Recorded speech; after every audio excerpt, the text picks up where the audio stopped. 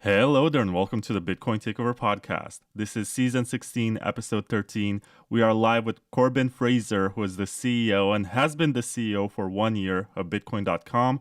And this episode is sponsored by Siteshift.ai, Citrea, Bitcoin.com News. Coincidence here, I was going to invite Corbin anyway. Layer 2 Labs, Nuance.com, and Huddling.ch. It's really good to have you, Corbin, because I've noticed on Bitcoin.com News that there's been a change over the last year. And when I announced this episode, it became evident that the BCH people are not happy. The BSV people are not happy that they don't get covered. And it seems like the BTC people are not happy either because they have PTSD from the previous administration. So this is going to be fun. Yeah, it's good to be hated, you know? I think if you don't have a couple enemies, you're not living life to the fullest.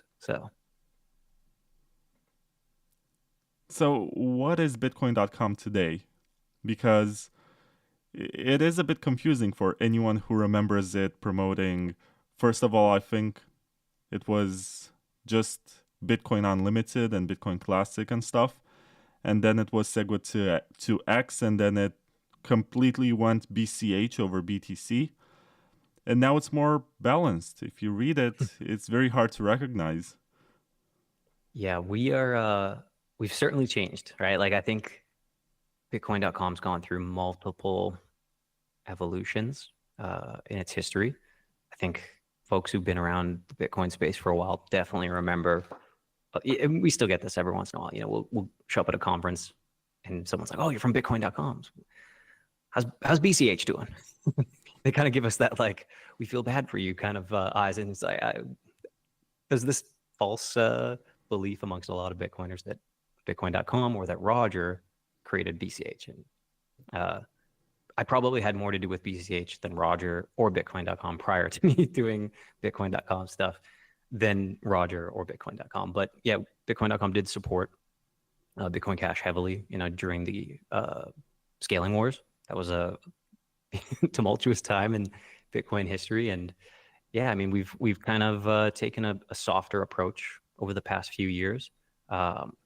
We started supporting Ethereum, we started supporting more chains and more tokens, and just kind of taking a more pragmatic approach to crypto in general. In our pre-show, we were talking a little bit about how there was a lot of friction for new people coming in to crypto and Bitcoin and being like, they walk into a door and just see like a monkey shit fight of tribes fighting and chaos, and it's like, man, I'm just here for digital gold, or I'm just here for digital cash. I don't care what the fighting is. I'm just give me some assets that aren't, US dollars or Canadian loonies or whatever. And so I think we've really over the last few years kind of tried to soften that. Obviously, PTC has remained BTC. BCH still exists. We still support it. And even when we were more supporting BCH, we never stopped supporting BTC. Like we always had it in the app. It was always in there. There was briefly talk of, should we pull it? Should we just yank it out and let people go their own way?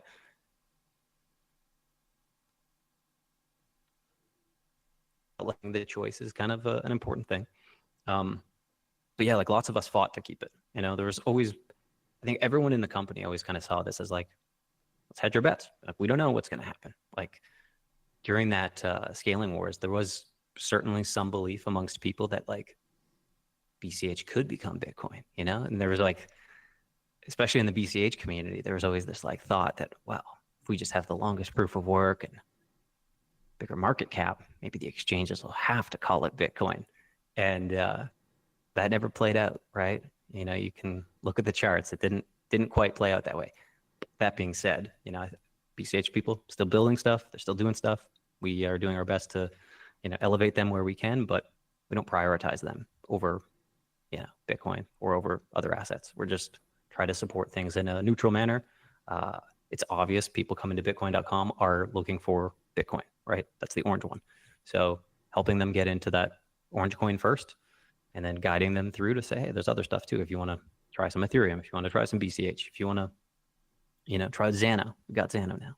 So like just giving people choices, I think is kind of a, I don't know, cleaner way for a company to run. Yeah, seems to be working well. We're growing. So growing is good. Yeah. It's funny because you put yourself in this middle ground where you're not pleasing the hardcore Bitcoin only people who hate choice. They hate even the fact that I remember at one point there was a website called bitcoin-only.com, and the guy running it did not put my website there because I had this ticker with prices. And it wasn't just Bitcoin in there. It was also Ethereum. It was, I don't know, the altcoins that were fashionable at the time. This was 2018 or something. And the funny part was that I priced it in BTC. So basically it was ETH BTC, XRP BTC, and whatever. But just the mention of these coins made him so upset. He said, you will never make it on my website. And he blocked me. And he hasn't spoken to me since. And at the time, you know, it was a big deal for myself because I was just starting out with my own venture. And I was thinking, oh, I'm not really making friends here. Well, that's kind of it's a weird place to walk into, right? If you're like, okay, I want to build, I want to offer my skills, I want to support this technology and, you know, make a life for myself in it. And then you're immediately slapped in the face by not being pure enough, right? You didn't pass the purity test. So now I hate you. I'm blocking you. You're banned from my groups. Go away. You know, how dare you?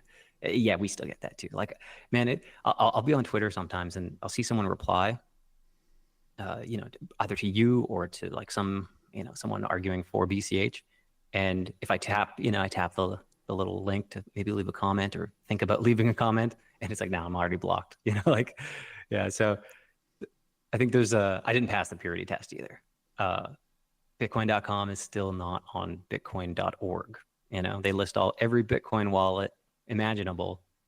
Not bitcoin.com. You know, we didn't, I don't know if we'll ever get on there. Yeah. So it's sort of like, yeah, there's no true Scotsman when it comes to Bitcoin. I think the maximalists will, you know, push you away. But unfortunately, like, it's not just the BTC maximalists, right? Like, there's BCH maximalists too, and there's Ethereum maximalists, and I don't know, the monotheism of tribalism.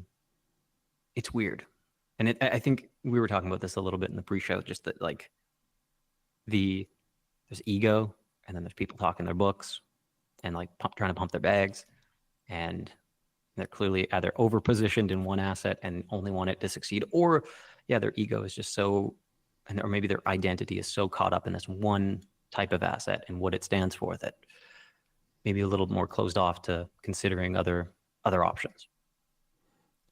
You made two interesting statements that, first of all, it was not Roger or Bitcoin.com who created BCH, and that you were much more hardcore into BCH than Roger Ver. So yeah. I guess you're very qualified to answer the question. So who created BCH and why? I mean, BCH wasn't really created by any one person. I would say it was like it was a natural progression after years of infighting. It's unfortunate it had to happen. It's unfortunate. I mean, like, I think if you could, knowing what we know now, if you could go back to 2015 and fight harder and shake, you know, go to these Bitcoin miner meetings and summits and, you know, try to really fight a little harder to keep the community together, I do think Bitcoin would be a lot further than it is now. And that could include price, that could include adoption, that could include like the network effect, but it didn't happen, right? But yeah, I think like my recollection, there was a Slack group called BTC Forks, And it was just this discussion with like a mix of Bitcoin Unlimited people, Bitcoin XT people, Bitcoin ABC people who I don't even think they were named Bitcoin ABC at the time. So you had Amaury Sechet in there. You had Yonald Futbol. You had Peter Risen. You had, who else was in there? Lots of large blockers and people. I think Jeff Garzik might have been in and around there as well. But yeah, a lot of the large blockers were in there, and it was kind of a place to convene and just talk and open discussion, open invites. It wasn't like a private group. It was just you could join. It was like in the sidebar of RBTC, and it was a place to just kind of keep more in the loop at a faster pace than like the new posts coming up on RBTC. And yeah, I mean, like after just years of trying to get a modest increase in block size, Amaury was the one that was like, he went full French and was like, I'm just doing it. He went Napoleon. And he was like, I'm just doing it. Screw it. I'm going to do it. If anyone wants to follow, good luck. Right. And then some people, I think because he was bold enough to just say, I'll just do it, he started kind of building up some momentum and eventually managed to get like BU to support, which is Bitcoin Unlimited and some of these others. And yeah, I mean, like I would say it was like it was a group effort amongst a bunch of different Slack participants to just say, let's just do it because S2X is not happening. They're going to rug pull on us any day now. And sure enough, they did. And, I think the debate had hit a crescendo where people weren't able to discuss freely big blocks or scaling or using Bitcoin as money in our Bitcoin. I don't know if like Thamos is still around there, but he was like the biggest perpetrator of just blocking or banning people from our Bitcoin. So if you wanted to talk about these things, like how are we planning to scale this? How can we improve adoption? How do we use this in merchants so people can use it for coffee and diapers and groceries? Instantly, just very quick. Didn't take long to get, and it didn't take much to get kind of kicked out of our Bitcoin. And then people ended up in our BTC, and sure enough, would see some of the posts from the big block community, which may have included Roger, that may have included other folks from big block camp, and it was just a lot of people just sharing like I got banned for just talking about this stuff. What's going on? And there was still talk. Well, maybe the S2X is happening.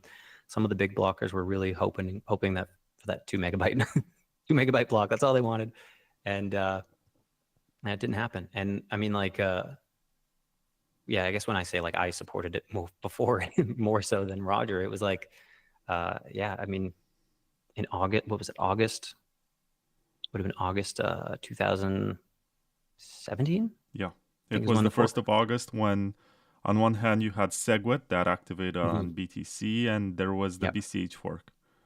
Yeah, they happened on the same day. Yeah, so they wanted to hard fork before SegWit was activated to preserve the SegWit chain. That was the idea, right? And that was kind of like, let's have a save state in the event that the miners support this thing more. Maybe we can preserve the state and save Bitcoin. That was kind of like maybe the hopeful case, right? And there was like a lot of, I wasn't in all the backroom talks, but there was a lot of miners that were supporting big blocks.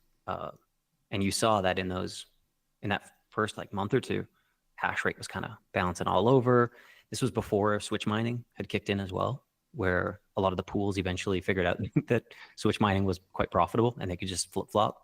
And if they just took a indiscriminate position on mine whatever's profitable, which most pools do, then they just started flip flopping their hash rate depending on difficulty and stuff like that.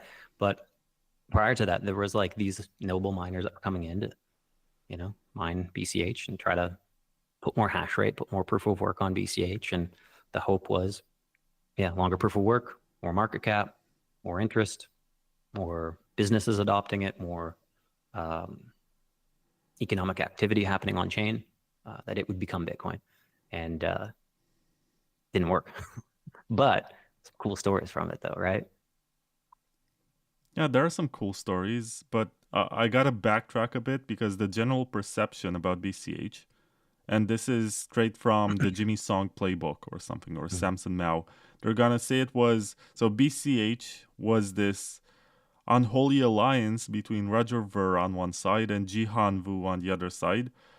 And then there's this conspiracy about the ASIC boost, which was deactivated by SegWit.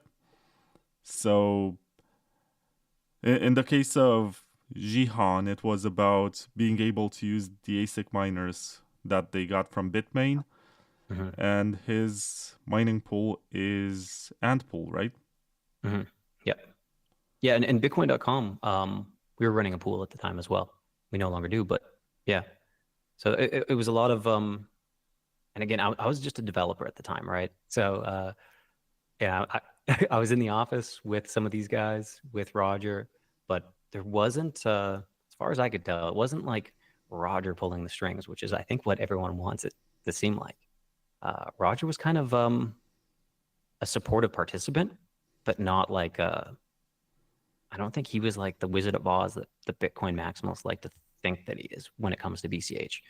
That would probably, like, the Wizard of Oz was really like Bitcoin ABC, like, and kind of like the group around that. They were the ones really, I'd say, like, working every angle, and it was awesome to watch it. So like Bitcoin ABC also controlled bitcoincash.org at the time, and I was a contributor there. And that's actually how I kind of got involved in Bitcoin.com and in kind of more of the big block camp as well, was just being a contributor there from a web development perspective.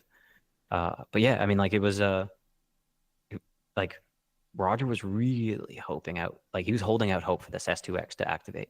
And it wasn't until that it officially got yoinked that he was like, I think we got to support this BCH thing.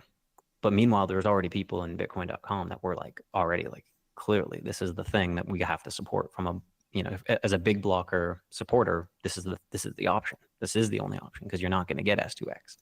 And he didn't really buy it until it was officially announced that they're not doing that kind of thing. And once SegWit was activated, and there was no, it seemed like there's no more discussion related to block increase.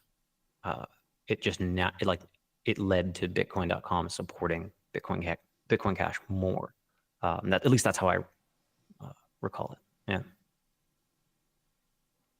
Yeah, it's interesting how your story is very different from what all of these memes have been telling for years. And the block size wars were crazy in some ways, and the craziest part is that it was basically a war between brothers. It was people who used to sit at the same table and interact and have fun and go to Satoshi's roundtable or scaling Bitcoin or whatever. And then they had to become enemies. But what made it more interesting was that 2017 was this bull market year, and a lot of new people found out about Bitcoin. So when they entered the space, they had to pick a camp. And when they picked a camp, I guess for them, fighting was not weird because they didn't participate prior to that. So for them, fighting was just the name of the game. They had to understand, okay, you've joined this camp and this is the enemy, and you have to post memes against them or something. Yeah, I mean, I think that was when it kind of evolved from like the war kind of changed from a war of debates, which actually the debates were never, it wasn't a long war. That was like a short debate, because frankly, the communication lines were completely owned by the small block camp. Bitcoin Talk, our Bitcoin, a lot of that was just, controlled. So you couldn't really freely discuss these things. And then by the time things moved into this, well, there's already two different camps now, so you got to pick your team. By then it was just propaganda warfare and memes. And like, to be fair, the Bitcoiners had better memes. They just did. They had a more organized, meme army. And I say that with like respect, because it was like, they were good. And I think Paul Storkin, you talked about that in your episode a couple episodes back. But I think like they were able to cherry pick certain things and run the gambit on it, where it would just, and because they controlled the communication lines, they could spread those ideas further than the big block camp could spread their, their any of their like spicy memes or ones that kind of made you sort of stop and second guess what was happening. The reach was largely, de-amplified. Yeah. Yeah, I'm gonna say something very controversial and possibly get into a tiny fight with you as a follow-up. But before that, I gotta tell you about Sideshift.ai, which is a pretty cool website where you can swap between a lot of tokens and coins. So if someone offers to pay you in stable coins or whatever, and you probably shouldn't hold onto stable coins when we're in a bull market. You should buy some free market money. I'm not, for the sake of this episode, I'm not going to say which Bitcoin, but you should probably get something that is going to benefit from the bull market. So if you want to do that in a way that requires no sign up, and I don't think they do KYC unless it's a very large amount, but if it's a small amount, you can get by. And you go to Sideshift, maybe you don't want to touch because the other coin or USDT or whatever because you don't have a wallet.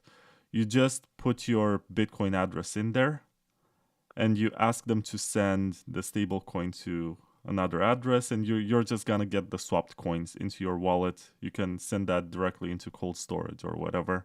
You don't have to worry too much about it. It's cool. It has a lot of liquidity. The fees are pretty low. Check out Sideshift.ai. And I also have to tell you about Bitcoin.com news because they're very different nowadays. They're not the same as you're going to find out throughout this episode. So if you want to read about geopolitics, which is mostly what I enjoy reading on the website, there's a lot of stuff for you. And there's also stuff about gold, which I respect. I think it's ironic that gold is in the middle of a bull run, which was unexpected. And Bitcoin is not at the all-time high, at least not this year yet. Peter Schiff is laughing right now. He's laughing at all of us. But I sort of respect Peter Schiff because he's been Me too. Consistent, and I have respect for that. I started following Peter Schiff during the Wall Street riots back in, when was that, 2008? That sound right? Yeah. I think it was later. Was it later? When were they doing the Wall Occupy Street Wall protest? Street. I was Occupy Wall Street. That was a freshman in university, 2011, I think. Mm-hmm. And he would go around Occupy Wall Street and just interview people and kind of, he's like, I'm a Wall Street guy. What do you want to know? He was so good. He wasn't saying I'm a Wall Street guy. He was saying I'm part of the 1%. Yeah, that was it. So if you are angry at me, could you please explain to me why you're angry? Yeah. And it was interesting to see that people could not verbalize their anger. Mm-hmm. And much more than that, I remember there was a kid who was trying to get under his skin, basically, try to get a job. Say, you're rich and I'm looking for a job. And Peter Schiff asked him, okay, how can you help me? What can you offer me? What skill do you have? And he was not able to say it. And I think it was like an eye-opener for a lot of people watching that and for the guy in this conversation, because he was feeling entitled to getting a job from someone rich. But at the same time, he was not able to explain why or how he's about to contribute, what kind of value he's going to bring. And I remember watching that too, but I was maybe in my third year of university or something. I was just watching YouTube videos, but that was really great. I respect Peter Schiff. I wish I could get him on this show, but I'm not sure if he's interested in having these conversations. But the controversial stuff that I'm about to say, which is not really controversial, it's technical. There was this narrative, especially being promoted in 2018, that BCH is the real Bitcoin. Mm-hmm. And I think sort of that's where the war was lost, because maybe philosophically you can argue, okay, Satoshi might have said this and we can interpret it as him being on our side. But if you're running a pre-SegWit client of Bitcoin QT, let's say a 2014 version of it, you're going to validate BTC. Mm-hmm. You're not going to be on the BCH chain. It's not aware of the BCH chain. BCH was the fork, but some people try to frame it as it's the continuation. It's the real one. You can philosophically, based on your understanding and perception of Bitcoin, argue that, but you can't technically argue that because if you run the software, you're going to be on BTC. Mm-hmm. Pre-SegWit, Yeah, but still, you're validating BTC blocks. yeah. I think at the time too, there was I think Vitalik came up with a blog post around that time where he actually said that soft forks were more, I can't remember the exact word that he used, but weren't as clean as a hard fork.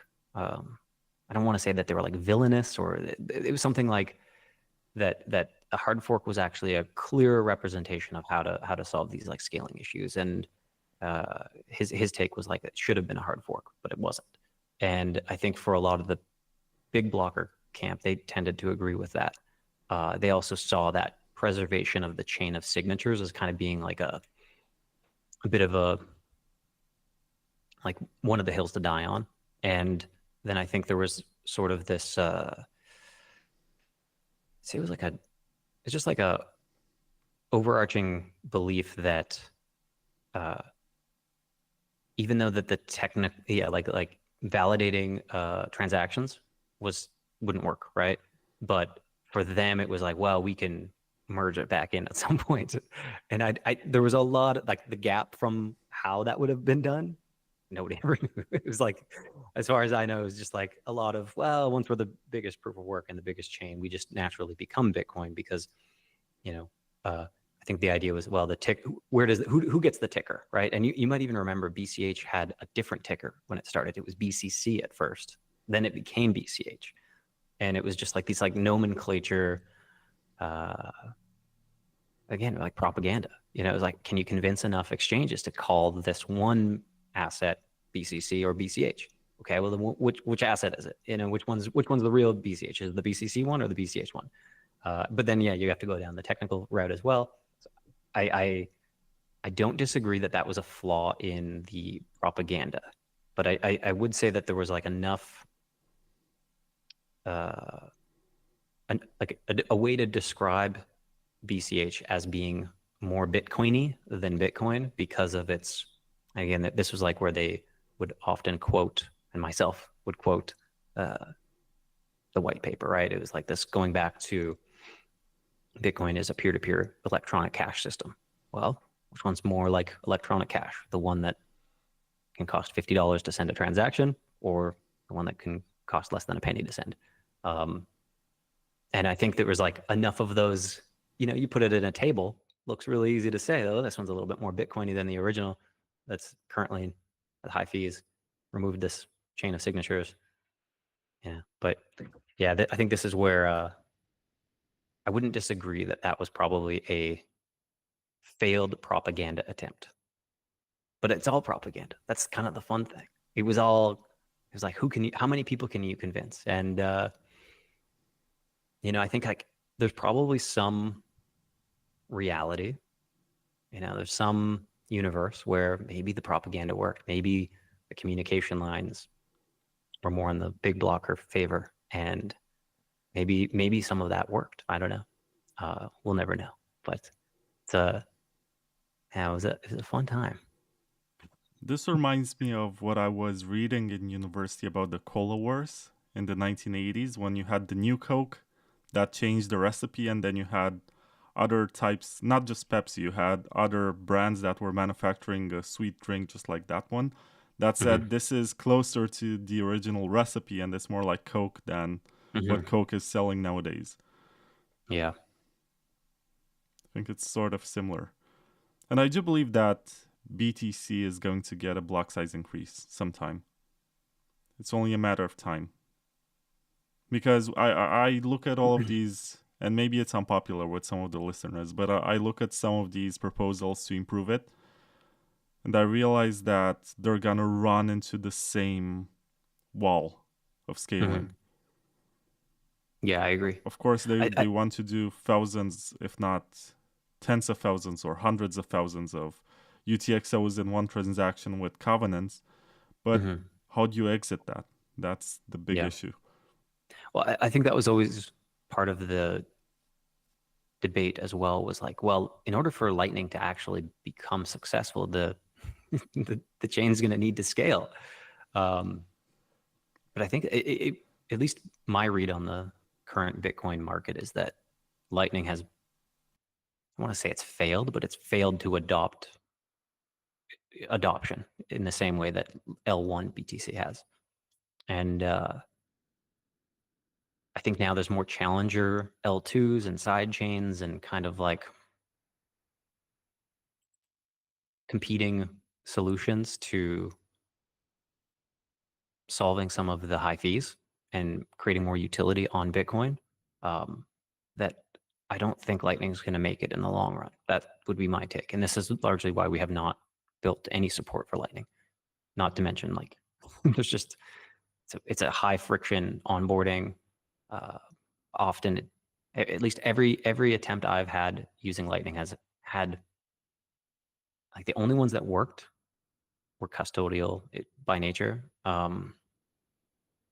The ones that, yeah, like, I'm sure if you maybe run your own node and you want to deal with all of the watchtower chaos and, but I think, like, probably not something you're going to see mass adoption for, just unless they can improve some of the user friction, which I think is not going to happen. I think people are more likely to adopt something like Rootstock or Citria or Strata, or, like, I don't know, there's like tons of these different L2 narratives that are happening, and they're like L2s, in quotation marks. I'm a big fan of bitcoinlayers.org. I don't know if you've been on that one. That one's like, it's a good summary of all of the different L2 systems, or attempts at kind of like L2s in quotation marks, that are being built either with BitVM or some sort of like threshold bridge. But they'll have their trade-offs. And I think even with those trade-offs, there's less friction on some of those than there is in trying to make Lightning work. Yeah, it's crazy that there's a lot of stuff, and Lightning had a very good start. It had the first mover advantage. It had the benefit of everyone agreeing that this is the way to go forward. It was DL2. What you said about Lightning requiring big blocks is true. It's in the white paper. If you look at the Lightning Network white paper, I think it speaks about, and I don't want to be wrong, I will look it up, but I think from memory it speaks about 128 megabyte blocks, or even larger than this. So it was sort of hard to run your obvious. Raspberry Pi on that, right? Like, well, I think block size is about storage mostly, and internet speed. So I think it was someone who was able to run a BSV node on a Raspberry Pi, and that's another can of worms, right? BSV, because these guys sort of emerged and they took some of the people who were heavily involved in BCH, and they said, "Oh, you guys have big blocks at 32 megabytes or whatever. Well, we're gonna do gigamegs," and that's a direct quote from Calvin. I don't even know how you pronounce his last name. Is it Airy? Calvin Ayers. He's the one who said this, and it seems nihilistic to a point, because I think Amaury, he was on my show and he was very reasonable, and he explained that there should be a block size limit for the same reason why there is a speed limit on the road, because there's some laws of physics at play, and you should be cautious with how you balance the system. And BSV was basically like, no, we're just gonna make it 1 gigabyte, and there's gonna be this guy Ryan X Charles who's gonna put his vacation pictures on the blockchain, and we're gonna have a social media like Twitter running on the blockchain, and we're gonna have all of these applications that make no sense. There is no reason for them to be on the blockchain, but they did this just because they could, and they made it so centralized that even some exchanges gave up on running nodes. But it was still interesting, and I believe that they stole part of the big block narrative. Yeah, I think there was a little bit of dilution there, right? I mean, obviously, Bitcoin Cash then forked off from BCH into BSV, and then again into eCash. So, yeah, I mean, like, there's a lot of brain drain, right? Just from that camp alone, of people trying to build stuff. Now, is all that stuff extremely useful? Is it making the world a better place? I don't know. Maybe someone finds it useful, but Is it making it less decentralized or creating friction for people that want to spin up a node, or, yeah, maybe. So yeah, but it does make me wonder though, that like how much further would we have been if we had all managed to just get along? If we had just gotten a few more people in the room together, fight it out, debate a little bit longer, try to concede some areas for the big blockers. And I kind of feel like that's part of the reason why I do like Paul Stork's, bit 300 and bit 301. Kind of like the idea of like, yeah, you can innovate, you can do whatever you want, but it all comes back to BTC. There is something kind of appealing to that. And I would hope that if Bitcoin is going to go down that path of like bigger blocks in the future, that they consider that possible risk of more hard forks and more break. How many people that are currently contributing to Bitcoin Core could potentially say like, you know what, I believe more in this version of Bitcoin, so I'm just going to go over there instead and start contributing to this new thing. Because I would have to assume that if there is a Bitcoin block size increase on BTC Orange Coin, then there's a high probability of people trying to create forks, whether that's through propaganda of like salty people from, say, the big block camp trying to run that and create some chaos, or whether that's from like actual BTC believers who are going down that purity check of like, well, the upgrade you guys are proposing, I completely disagree with. And I disagree with it so much that I'm going to put money, mining hash rate, power, all towards this new this new thing that I'm going to run instead. And I mean, we saw that hostile kind of like hard fork happen in BCH as well, where you might recall there was a Bitcoin Classic. I don't know if you remember that. There was like, okay, so there was a few of these like rogue Bitcoin forks that kind of emerged around I think it was like 2017, 2018. And like, yeah, there was like Bitcoin. I think it was like anytime that Bitcoin Cash would do a hard fork, someone would try to kind of like, I don't want to say it was like an attack on the chain, but they would just try to like talk about how like, oh, I'm upset with this hard fork, so I'm going to run my own chain called Bitcoin Classic. And I think that one was it was discovered that was run by like some BTC maximalists that were just trying to screw with the BCH team. And then there was like a few other, Bitcoin Gold was around that time as well. Then there was like some really weird ones like Bitcoin Diamond, and then there was Bitcoin Private, and then there was just a whole bunch of like random, forks that were happening of like, no, now there's this other chain, and it was always this like deceptive, come move your hash rate over here instead, and these are the coins you really want. No, but at this point, I'm convinced that in 2017 there was this moment where maybe enemies of Bitcoin realized that one way to destroy it would be to secede until the community is so divided they can no longer agree on anything.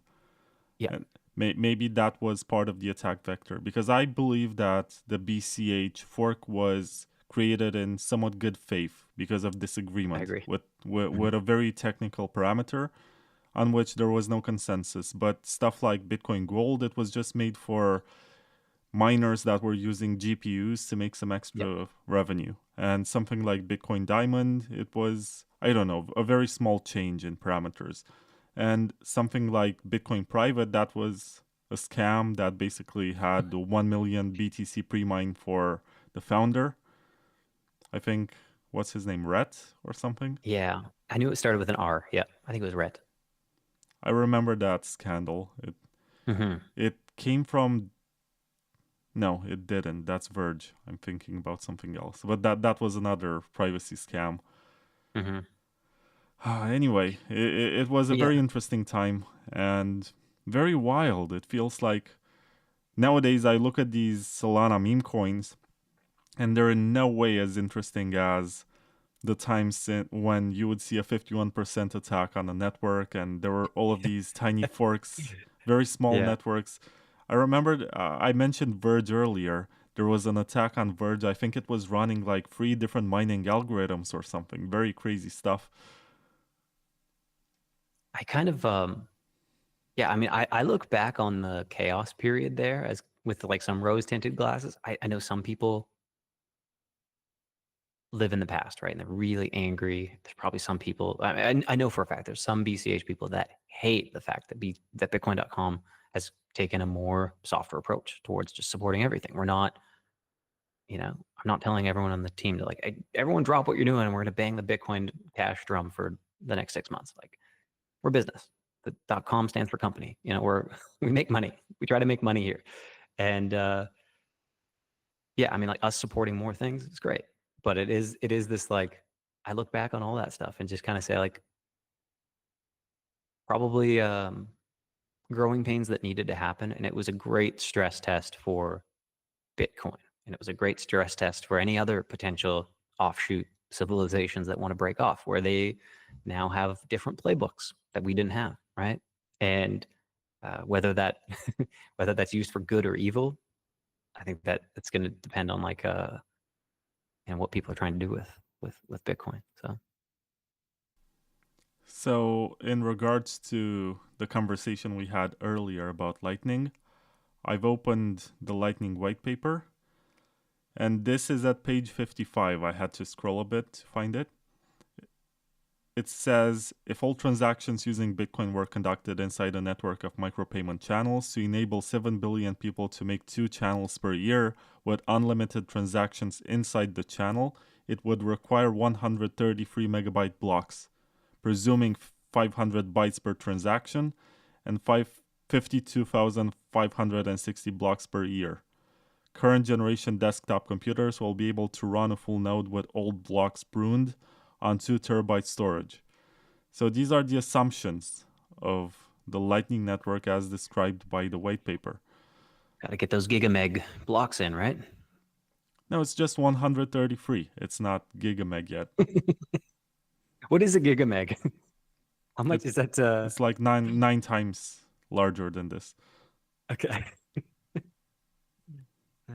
That's 1024 megabytes. 133 seems much smaller, but still 133 is 133 times larger than 1. And you can still do 4 with SegWit. That was always interesting to me because this was not really advertised in its time.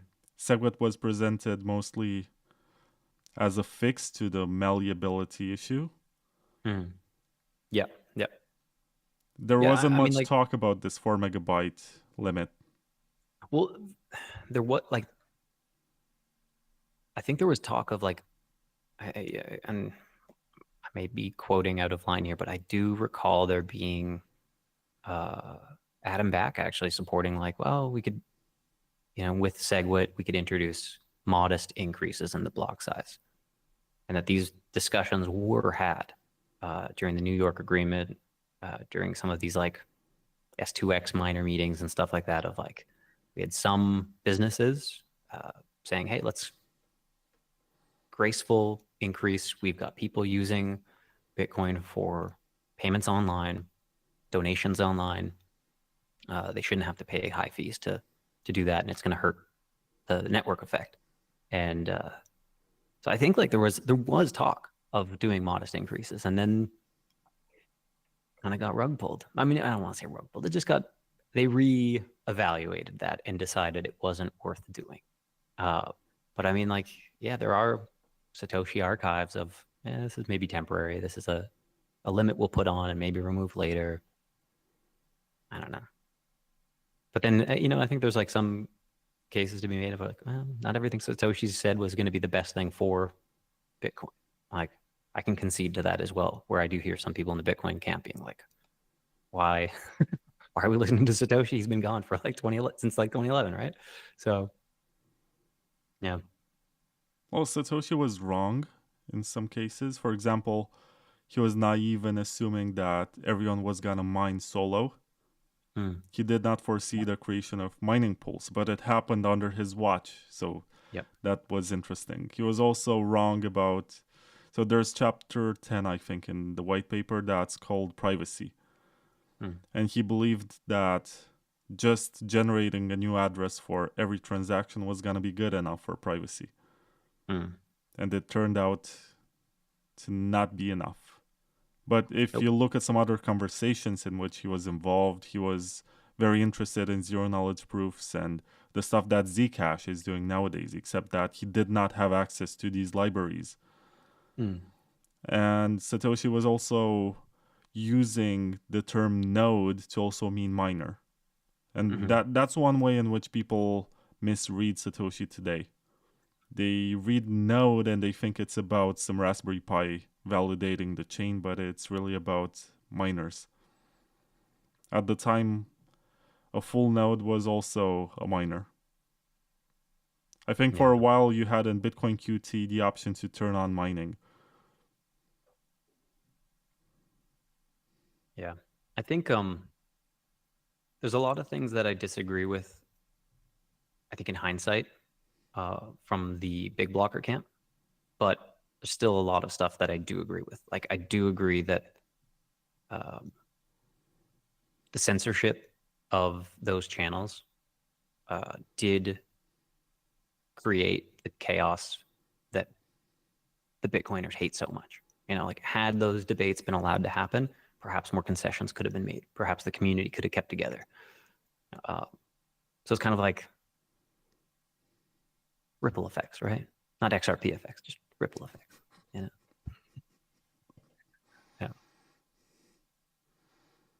I think honestly it's good that you guys did this, and by you guys I mean Amaury and you as a participant and everyone else, because it was maybe more pure in intentions. It could have been a state actor, you know, someone who was really trying to succeed and really trying to break Bitcoin, but this was like a war between brothers or something. And maybe it was more emotionally charged than something else, but also it was more cypherpunk, I guess. It was just guys who disagreed on something and they said, okay, let's see who's right. And this was the free market way to see who's right. It was costly for some people. Oh yeah, a lot of people lost money, myself included. Man, I've told this story to a few people, but I lost a shit ton of money just by selling Bitcoin and being like, I'm going all in on BCH, guys. This thing's the future, you know? So yeah, August 1st, August 2nd, as soon as there was a market, I was like, all right, I'm selling my Bitcoin for more BCH. And yeah, I was buying all the way up into those $3,000 per BCH candles, you know? That was another interesting moment, right? Yeah. When Vitalik tweeted, congrats on this, seriously. It was, I think, Bitcoin, in late November of 2017. The price of BCH went to $3,000 or more on some exchanges. And it became number 2. There was BTC, and right under it, on CoinMarketCap, it was BCH. And it seemed like that was the moment when the block size wars escalated to the highest point. It seemed like BCH actually stood a chance. Yep. Yeah, there was hopium in the air that, like, this might actually work. We might actually flip this thing, and then what happens? But it didn't happen. So, you know, we'll never know. Yeah. Fun times. Why do you think it did not happen? I think there was a lot of miners that wanted it to happen, but were too scared to commit. From my understanding, at least through the rumor mill on some of these Slacks on different groups and stuff like that, was that there was enough hash power to potentially do it, but there was just miners that kind of in the wait and see, and there were so many people on the wait and see boat that the opportunity was just gone. That was just what I heard. I'm not a miner, you know. Yeah. Just I think there was probably like a 3-month window where maybe there could have been an even bigger concentrated effort where more hash power could have happened before all the switch mining pools and stuff like that. But I think it just didn't pan out that way. Yeah. I want to ask you about the current features of BCH and how it's different from BTC today, because I guess it's much more than just the block size limit being increased. But before that, I'm going to plug 2 more sponsors. One of them is Layer 2 Labs, created by Paul Stortz. He's the CEO, and he's trying to unite Bitcoiners, and not just Bitcoiners, also bring Ethereum people and I guess some Solana people and prediction market people who mostly use Polymarket these days on his invention, which is the drive chain. It's a miner dominated sidechain. It's a proper sidechain, unlike something like Liquid or even Rootstock. And it requires this BIP 300 to get activated. To me, it's very interesting, and he already has functioning software. So you can download from layer2labs.com/download the latest version of every client. You can run that on every OS that you might have on your computer. And there's also a Telegram chat that's called Drive Chain Talk, and you can interact with users. They can send you free coins so that you can play with them. You can swap them between chains. You can do a lot of interesting stuff. Just be open-minded because it might be the future of Bitcoin. And there's also another sponsor that might become the future of Bitcoin, and that's Citrea. They're running this layer 2, which is compatible with the Ethereum virtual machine, EVM. Sort of, I think their long game is to tap into the liquidity of WBTC, which is custodied by BitGo and tokenized on Ethereum. They're trying to create a more trust minimized way of doing that by leveraging the security of the Bitcoin chain. But what you will be able to do on Citrea, if it comes to the main chain and mainnet, is that you're going to be able to access financial services such as borrowing stablecoins against your BTC and all sorts of DeFi stuff that today is not possible on Bitcoin because of the limited scripting language. So keep an eye on Citrea. You can already get the Signet version. You can find it on their website, which is Citrea, CITREA.xyz. And thank you for sitting through my ads. Now I gotta ask you, what's different about BCH today compared to BTC?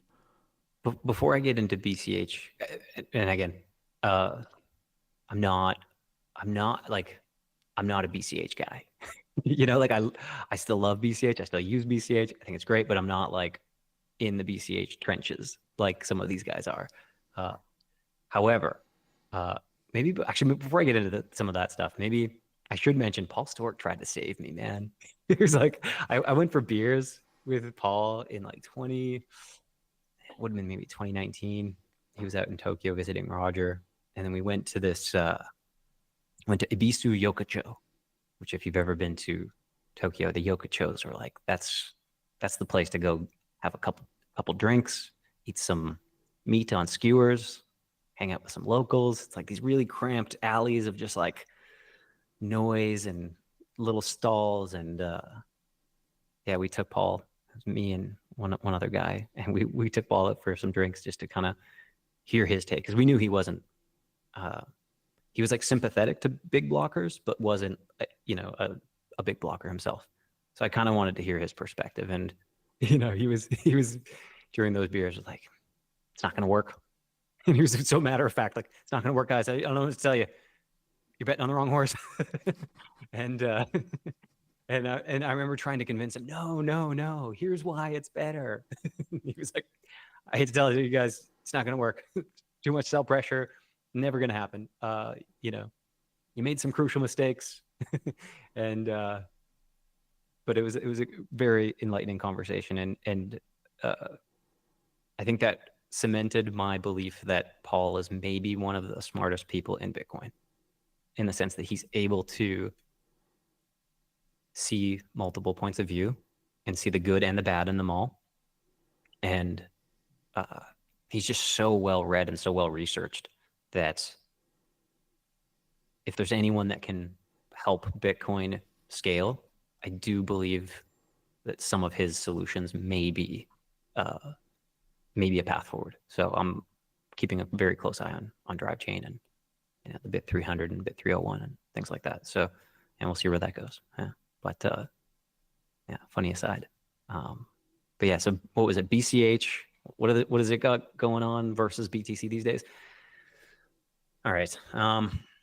My understanding, they've gone through various hard forks in the last, they hard fork every 6 months, I believe, which is incredibly annoying.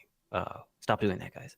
but they do it, and everyone has to upgrade and update. And, it's fine for the most part until it's not. But yeah, they've just got this habit of hard forking, which is, I guess, good for getting changes in. And I think some of the recent stuff was like the adjustable block size limit. So they don't really have, like, they've kind of got a floating block size. So if blocks become full, they just grow. And if they don't, I guess they could be wrong here. I guess they stop around, I don't know if it's like 8 megabyte or 32 megabytes. I can't remember where they upgraded to last. It might be 32. But yeah, I believe it's just like this floating point thing. Then they've got cash tokens, which are like miner validated tokens, which emerged after SLP completely flopped. For those of you guys who don't know, Bitcoin Cash was like trying to take the idea of colored coins, and then, which was like this discussion on Bitcoin for quite a while of like, we could bring tokens to Bitcoin, and nobody, I mean, this was like, I think around counterparty, like USDT was on Bitcoin and stuff like that. And then there was a lot of discussion in the big blockers on how to do this correctly. And I think there was a lot of pushback specifically from Bitcoin ABC related to the colored coins implementation. It was like, too risky to do it. We don't want to mess up the main stuff. Let's just find a way to do this without. And then I think a proposal came through from a few different folks. I think Emergent Reasons was in there maybe, and like John Futball and some of these, there's a few other names on their white paper for SLP. And it was this idea of like, can we get tokens into the op return, and how much can we build a whole token ecosystem around this idea of like using dust transactions, or like, I can't remember if it was like these, yeah, I'm drawing a blank now on what the minimum size was, 564 sats or something like that. And every you had to do this on-chain transaction, and there would be these like off-chain indexers that would validate the token inside the UTXO to justify how much of your spice token. If you had 1,000 and then you sent one token, then you'd have 999 tokens. But it was all this like off-chain indexing, and it wasn't really tied to miners. The miners just took the profit from these like kind of empty sats that were just floating around, and index services would have to run and just update stuff. We had tremendous support for it in the wallet. It was great. Like SLP was pretty cool for a while until it hit like some indexing scaling issues where some of the token depth just got so big. Like USDT for a little while was even on BCH SLP, and just it got so much utility and so much adoption, but it just like failed to scale. And then I think, there was just like I think some consensus amongst the group that, okay, this attempt, it was great, but we need something better. And then I think that's kind of when cash tokens emerged. So now they have these miner validated tokens, which are a little bit more, I could be wrong here, a little bit more like colored coins. And also they're trying to build out this new ecosystem of tokens on cash tokens, but they're completely different than SLP. So none of the old stuff really works on it. And some stuff I'm sure migrated over, but they're effectively trying to create like a UTXO Bitcoin version of DeFi without the EVM. So they've you can build these somewhat smart contracts. They're kind of dumb smart contracts, but they're contracts nonetheless using script. But nobody can write in script because it's a huge pain in the butt. So they ended up writing, I think Roscoe Callis, who actually interned at Bitcoin.com, created this cool compiling language, a bit like Solidity, called CashScript. And CashScript lets normie people kind of write in a JavaScript friendly kind of language that compiles down to script and lets you do some stuff like covenants, and lets you do stuff like time locks, and lets you do stuff like, I don't know, I guess other cool stuff. So I mean, they're trying to build a whole ecosystem there. Infrastructure has improved a lot, I would say, in the last 6 months to a year. There are some real tokens on there. It's not just silly memes and stuff like that. I think they've just launched a stable coin on there as well. They do have a DEX as well that's using these like UTXO order books to kind of simulate what like a Uniswap AMM or automated market maker kind of DEX does. So you can actually fund LP now on chain. You can swap on chain. Yes, just some like interesting projects emerging out of there. So I think for any builders that are still interested in the idea of like UTXO building and using Bitcoin to do stuff, it's probably one of the best places to play around with. Of course, there's also eCash, which has similar things, and I think they actually kept. I could be wrong. I think they kept SLP. I think they managed to keep SLP going, and I think they found some ways to scale it. And then BSV, I have no idea. I kind of fell out of loop with them. I'm sure they've got their own things as well. But I think for like folks that are more interested in building on the UTXO base and instead of like an EVM, there are tools and communities out there to support that. They're not as popular as EVM. EVM is still kind of the USB right now. It's very easy to build, and I think the tooling and the adoption, the TVL, the liquidity and the volume that you see across Ethereum and Arbitrum and all these other ETH L2s and rollups and all the other stuff, they've kind of found a nice product market fit for both institution and for retail to use on-chain DeFi. I think that's the hope, is that some of the Bitcoin Cash builders can gobble up some of the dev mind share there. We don't yet support any of the cash tokens. Stuff we're kind of keeping an eye on, I think, based on volume. If it can make us money, if swap partners integrate, if Sideshift were to start integrating that stable coin, that would be a good plus for us. That maybe be a reason for us to start supporting, because we could actually get a little bit of a fee off every swap. But I think like there's a lot of headway being made there. But yeah, we're not like in the trenches with the BCH people as much as we were in previous eras of Bitcoin.com. Right now, it's just like build a great business that keeps growing. Help more people come into Bitcoin. Use Bitcoin as a way to let people try anything, whether that's stablecoins, DeFi, NFTs, you name it. It is a bit ironic, right? Because the revenge chain for the block size wars was not BCH, and it was not BSV, and it was not eCash. And I guess we should also get into eCash, because that's another interesting can of worms to open. But it was Ethereum that took most of the users, most of the developers, everyone who was angry at Bitcoin for not doing some stuff. Mm-hmm. They went to Ethereum. Yeah.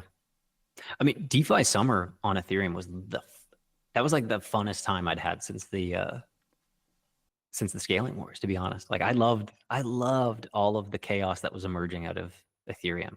And it was like high risk. Like you had to be kind of stupid to have money deployed on some of these very untested, unaudited smart contracts and DEXs and different lending borrowing protocols and stuff like that. But it was an exciting time. And I think when you get that many builders contributing to this idea, and then there is this mix of greed, right? And there's the mix of scams, and there's the mix of like, hey, we could actually create a better financial system on chain that's open 24/7, that lets people trade, that lets people fund markets and do market making, which is typically reserved for like the elite, the wealthy, like it tickles all the right middle fingers that we like to give to the status quo. But it's like, especially in those early days, it was high risk, right? There was all these like silly like food coins coming out, like sushi happened, and then Chef Nomi rugged, which was weird. I don't know if you guys followed that one much, but there was this prolific developer, Anon, that came onto the scene during DeFi summer. This was after Yam and after, I think there's a few other, like maybe Hearn was around that time as well. And then Sushi came out and had this like really great user experience for swapping and like funding LPs. And then it was trying to cannibalize all of the market from Uniswap, which Uniswap at the time didn't have a token. Things were a little bit clunky, and there was like no rewards. They didn't have a token, so like they weren't able to kind of incentivize people to do LPing, to like fund markets on like Ethereum USDT pool to support more on-chain transactions on these decentralized exchanges. So then Sushi came out. They had a really cool user interface, and they had LPs just like Uniswap, but then they also had rewards. Everyone likes rewards, right? Like it's like, hey, you do some stuff, you get some stuff. And it was kind of a mad dash to just clean house. So you had all of these like high net worth individuals just moving money in solely to capture as much of these tokens, because there was the hope that these tokens would go up in value. And for a while, I'm sure some of them did. And I'm sure this was kind of like an opportunity for them. They were calling it the vampire liquidity attack. And the idea was like, yeah, we're going to attack Uniswap by just juicing the LP rewards to siphon off as many of their LPs over to us, where we can pay them more with our token. And yeah, and then I think at some point, Chef Nomi, who was this Anon, just rug pulled basically, and like token price crashed. Yeah, and then there was like a lot of speculation on who that may or may not be. Some weird, some weird, some weird theories went from being like it was someone in. There was a theory that there was kind of a DeFi group that was just running multiple versions of these, and that person may have been involved in more than one. There was theories that Chef Nomi could have been Sam Bankman-Fried and people from the FTX camp, which I always kind of thought was like, interesting theory. And I think there was a lot of people trying to compare the messages and the format and the tweets and be like, there's some similarities here. Look at the way they use the periods. But yeah, I don't know if they ever proved that. But it would be interesting to know if who actually was Chef Nomi, because I think he made out pretty good. And then Sushi crashed, and then it went back up eventually. The community kind of managed to save it, and then more of these dexes kept popping up, and more of these different tokens. And then you had like more. Aave was out at this time, so you could like lend and borrow. Compound was out at this point as well, which is another lending borrowing pool. And it was like,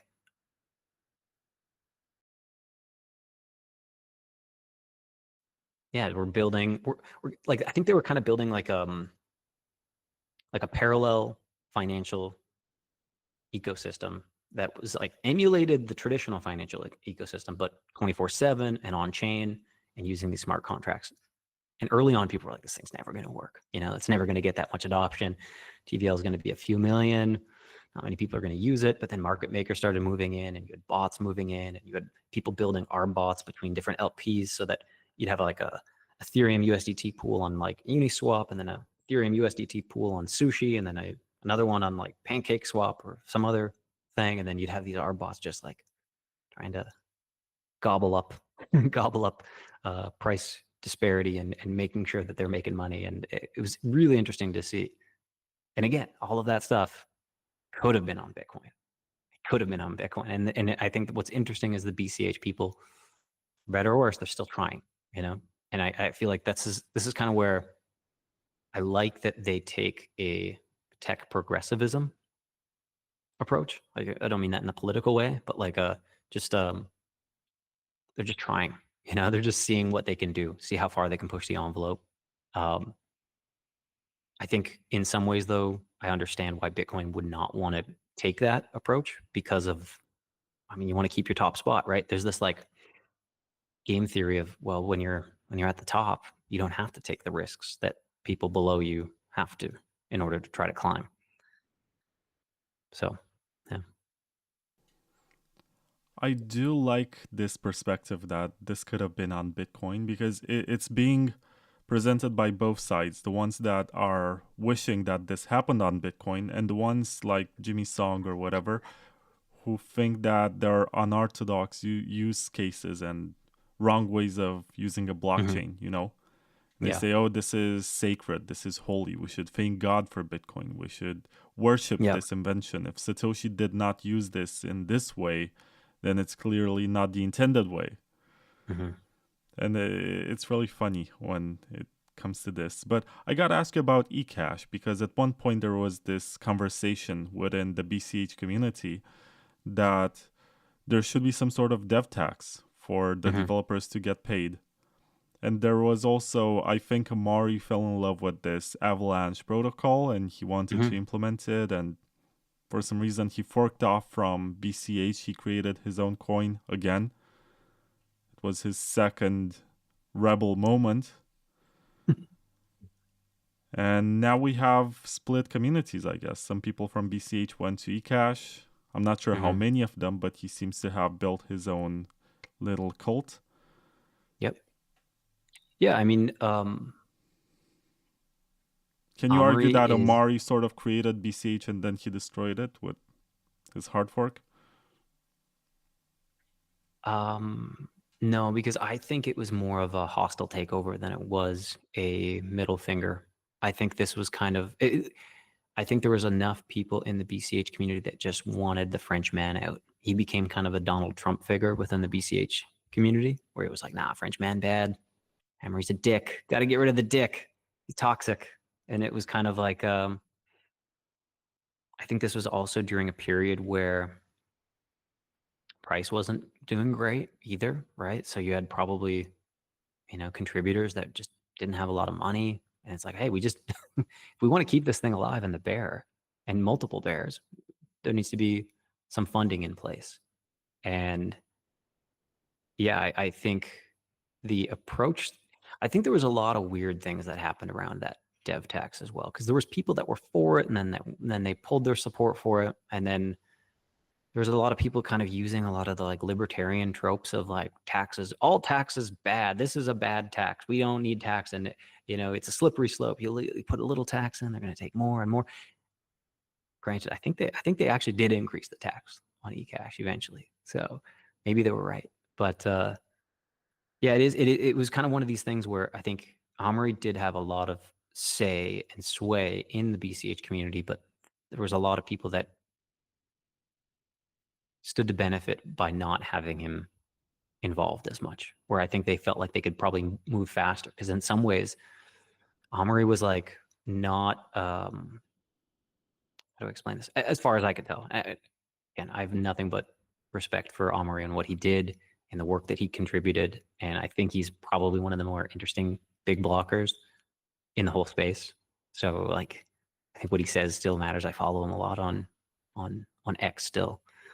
But I think there was a lot of people that like stood to benefit from just being able to get their changes in quicker without Amaury stopping. Like he was the benevolent dictator, and this is like a self-professed thing that he called himself. And in a lot of ways, I think that was needed. Like I think, like we see this inside Bitcoin.com. Any new feature, any new project, any new like thing that we build is led typically by one champion, not a group, you can't design by committee. The things typically need a champion, and Amaury was the big blocker champion. And yeah, I think there was enough of a committee that wanted more or wanted something different, that kind of he was getting in the way. And then it seemed to me like kind of like, let's just get rid of the French guy, push him out. We're going to get rid of this pesky benevolent dictator and try something else.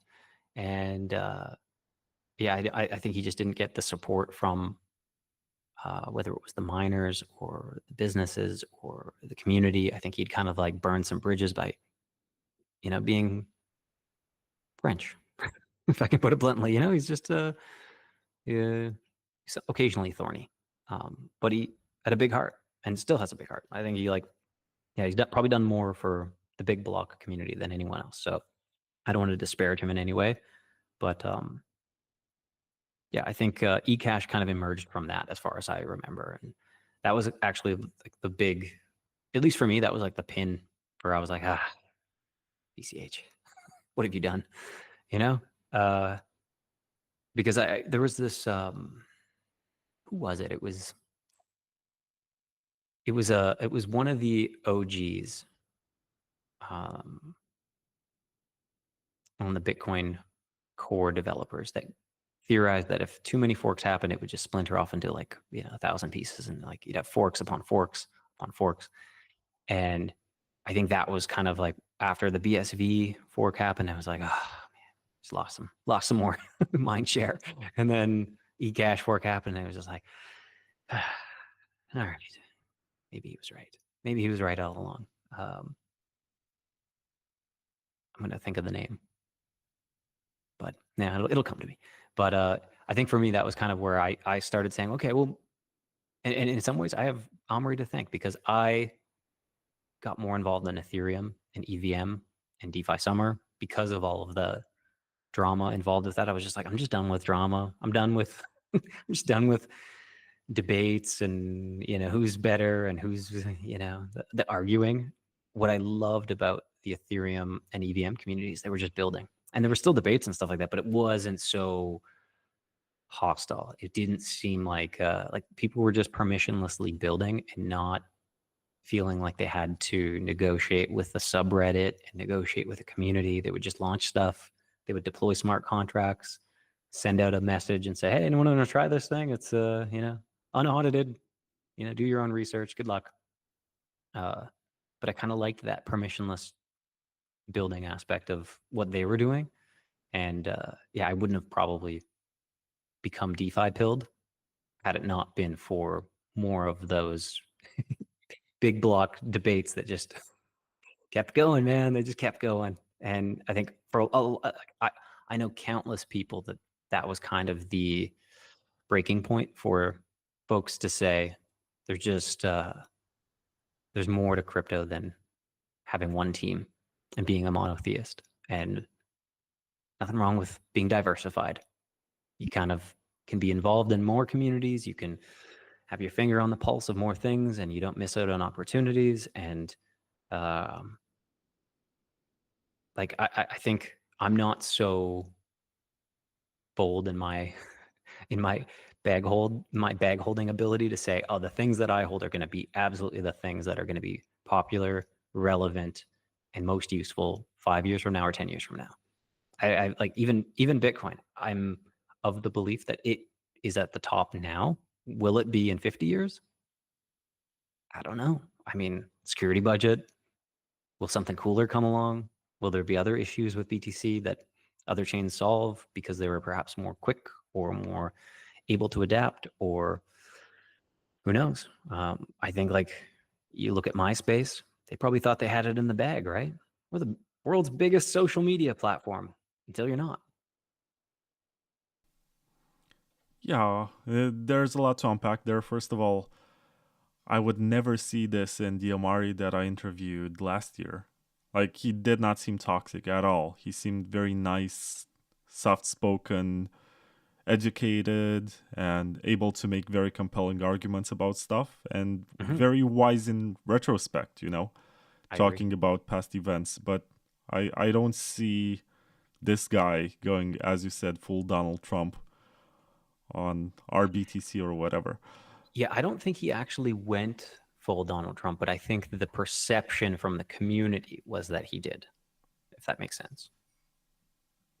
That's fair, especially in writing where people can misinterpret tone. Yep. And you spoke of revenge chains, and Ethereum is the revenge chain for Bitcoiners. A lot of big blockers went to Ethereum to build stuff just because it was fun, and because nobody told them not to do it, and because they could do more stuff that was not possible on Bitcoin. And some of the same energy, I see it today in something that you just added to the Bitcoin.com wallet, which is Zano. I see a lot of big blockers looking at this and saying, this is our chance to be early into something, to have our own thing, to have something which is like Monero, but for assets. It's like the Ethereum of privacy coins. And I see a lot of big blockers agreeing that this might be a successful chain. I think the majority of big blockers have become multi-coiners over the past since 2017, right? I think they've just had to, in terms of maintaining some level of diversification. Like, you don't want to be exposed to just one single asset or one single alt. Let's put it that way. Some people might only be like a single asset person for BTC. that's probably done them pretty well.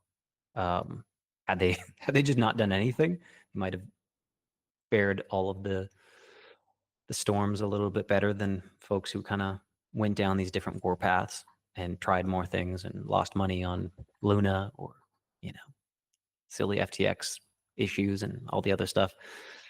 But yeah, I think like Bitcoin Cash people tend to be a little bit more, I think, on high openness or higher in openness because they're more open to changes. I think this is just like something you saw on the progressivism that you see in terms of like them adding and changing the protocol regularly, and they're not afraid to kind of try things. Perhaps they're the wrong things, but build it first and then make it good later.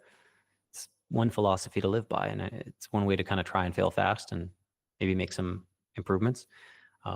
So yeah, I think them taking a bigger interest in another form of peer-to-peer cash, like Bitcoin Cash was kind of the main one that continued banging that drum in terms of like, let's make this thing useful for as many people around the world, rich or poor. If you make less than $1 a day, you can still use Bitcoin Cash. If you want to buy a coffee or a cookie from the bake sale, you can do it with Bitcoin Cash. But I think there's probably a lot of people that are like, well, there's some flaws still in public blockchains, which is like, if I am spending, $10 on, I don't know, diapers or whatever, you kind of don't want the merchant to know your entire transaction history or be able to hunt you down and say, oh, this guy buying diapers is 10 grand on him. Let's go hit him with a wrench and take his money. So I think like the privacy aspect of Zano gets people like, oh, it solves the problem. And yeah, it seems like they're building out tokens as well. So you can have privacy, you can have protocol level privacy on your token assets. And then we've been talking to the team behind Confidential Layer and exploring that in terms of like, is there a way to do a trustless bridge for Bitcoin and other assets to give them privacy through Zano, which maybe is not as graceful as like L1 privacy or having that baked into the Bitcoin protocol, but it scratches an itch, gives people some ability and confidence that they're perhaps less prone to attacks, which I think is, in this day and age, Jameson Lopp does a great job maintaining that GitHub repo of just all of those public or all of those news articles on different people that have been attacked, assaulted, kidnapped, hostage related to their crypto holdings. I think especially in countries where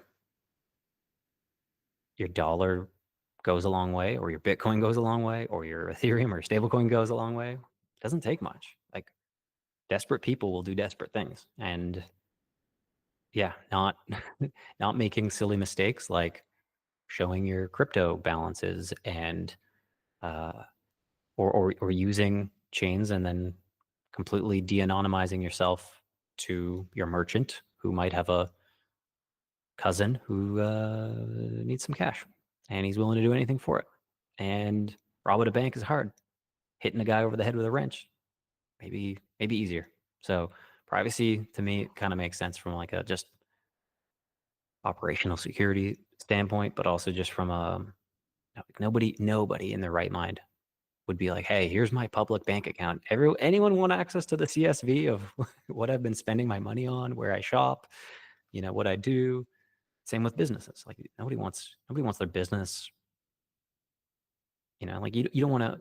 You typically want to protect some trade secrets, right? You don't want to show who you're paying, who's your provider, who's it's just like having a base level of privacy is good. And that, I think this is kind of an unfortunate part of like crypto is there's still these, it's not even just, assaults and stuff like that, but you got like governments going after people that are just writing code, Samurai devs, Wasabi guys,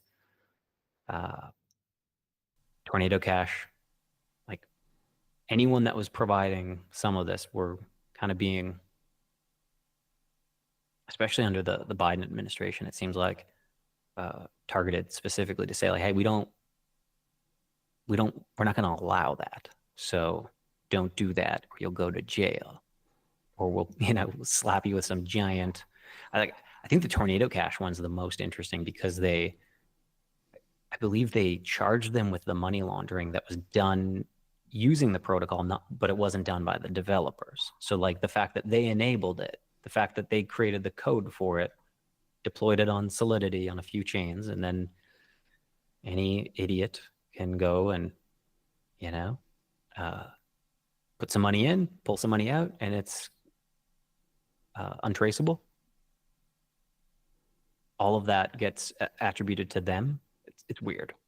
And I mean, in my head, all of that whole anti-crypto stuff that we were seeing over the last 4 years really seems to have been led by the active government and administration in the US. And I think they just have such a long arm when it comes to pushing that in other countries. So it's a wonder that the Zano people are still fighting for it, and I'm happy they are. They've got this interesting proof of work, proof of stake hybrid consensus thing, which I don't fully understand, but it seems to work. So I mean, for folks that are looking for that, it's a great opportunity to try it out. You can go grab the Bitcoin.com wallet and go swap into some Zano right now. You can swap back into any other asset as well if you don't actually want to hold the Zano. And it's an interesting use case for crypto, and I think it's something that they talked about so often in the early days, but now it's sort of just taken a bit of a backseat for digital gold and getting the government to buy our bags and supporting more strategic Bitcoin reserves, which it's interesting that it's all happening so quick. But yeah, there is something kind of the fact that the code exists, the fact that we have the technology to offer this privacy, but we don't, and it's not baked in to more protocols. Sus, right? It's sus. It's weird. Yeah, it seems like we got fact-checked by the Bitcoin Cash podcast guy. He says you should have him on, actually. He's great. Jeremy's great. Satoshi did in fact predict mining pools, which he called server farms. It was part of the design implicitly. I sort of disagree here because it was also Satoshi who emailed Laszlo and told him, hey, could you please stop with your GPUs? I want everyone to mine with their CPU. So maybe that he saw this coming, but at the same time he did not want it and had no idea how to solve this without becoming this sort of dictator who tells everyone, okay, from now on, you can only mine with your CPU. And this was before Monero. Yeah. Kind of the same thing with like them telling Wikipedia, don't do this yet. Or was it Wikipedia? No, it was WikiLeaks. WikiLeaks, yeah. Being like, no. Let's not rush it yet, guys. We're pretty small here. So yeah. And he also says the same Bitcoin Cash podcast account says BCH has a 1-year upgrade schedule since 2020 post XEC. Huge efforts have been made to minimize upgrade inconvenience each time. I guess this comment was posted in regards to your statement that every 6 months there is a hard fork. I think it used to be 6 months, and then I think they did scale it back to a year, which was, that's still nice. Still annoying, but still nice. Nicer than 6. I remember 9 months ago or something, I was part of a Twitter Spaces call, which was, I guess, one of the first moments when BTC developers wanted to talk with BCH developers and try to learn from each other, share some lessons, tell to each other, okay, we've done this and you're doing this, especially now that BTC is trying to add some opcodes that were removed, like opcat, or something that is entirely new, like CTV. And BCH already has that. And something else that BCH has, and maybe we forgot to mention in this episode, is called Cash Fusion, which is a form of CoinJoin. And it's supposed to offer some of that privacy, even though it's not perfect, because it doesn't hide amounts. Yeah. It just obfuscates the origin of the fund, so it solves part of the sender privacy problem, but it doesn't solve the amount's privacy problem. But my point is that technically there are more differences than this one has a small block size and this one has a larger block size in times of high demand. So there's a bit more to this story than just block size.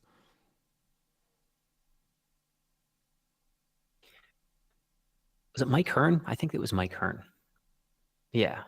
I think he was the one that predicted that the Bitcoin, if these forks were to happen, that it would decay. I think he was the one that I was trying to remember the name of.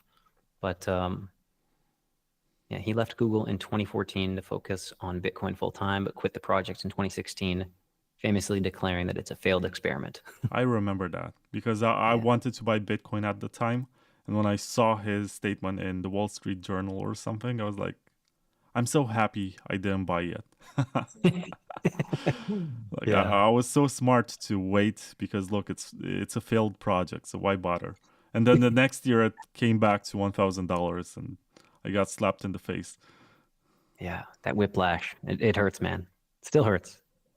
It still hurts But because it's one of these moments when you realize that on one hand, you're being misled by mainstream media and they're telling you the stories that maybe their financiers or whatever want you to hear.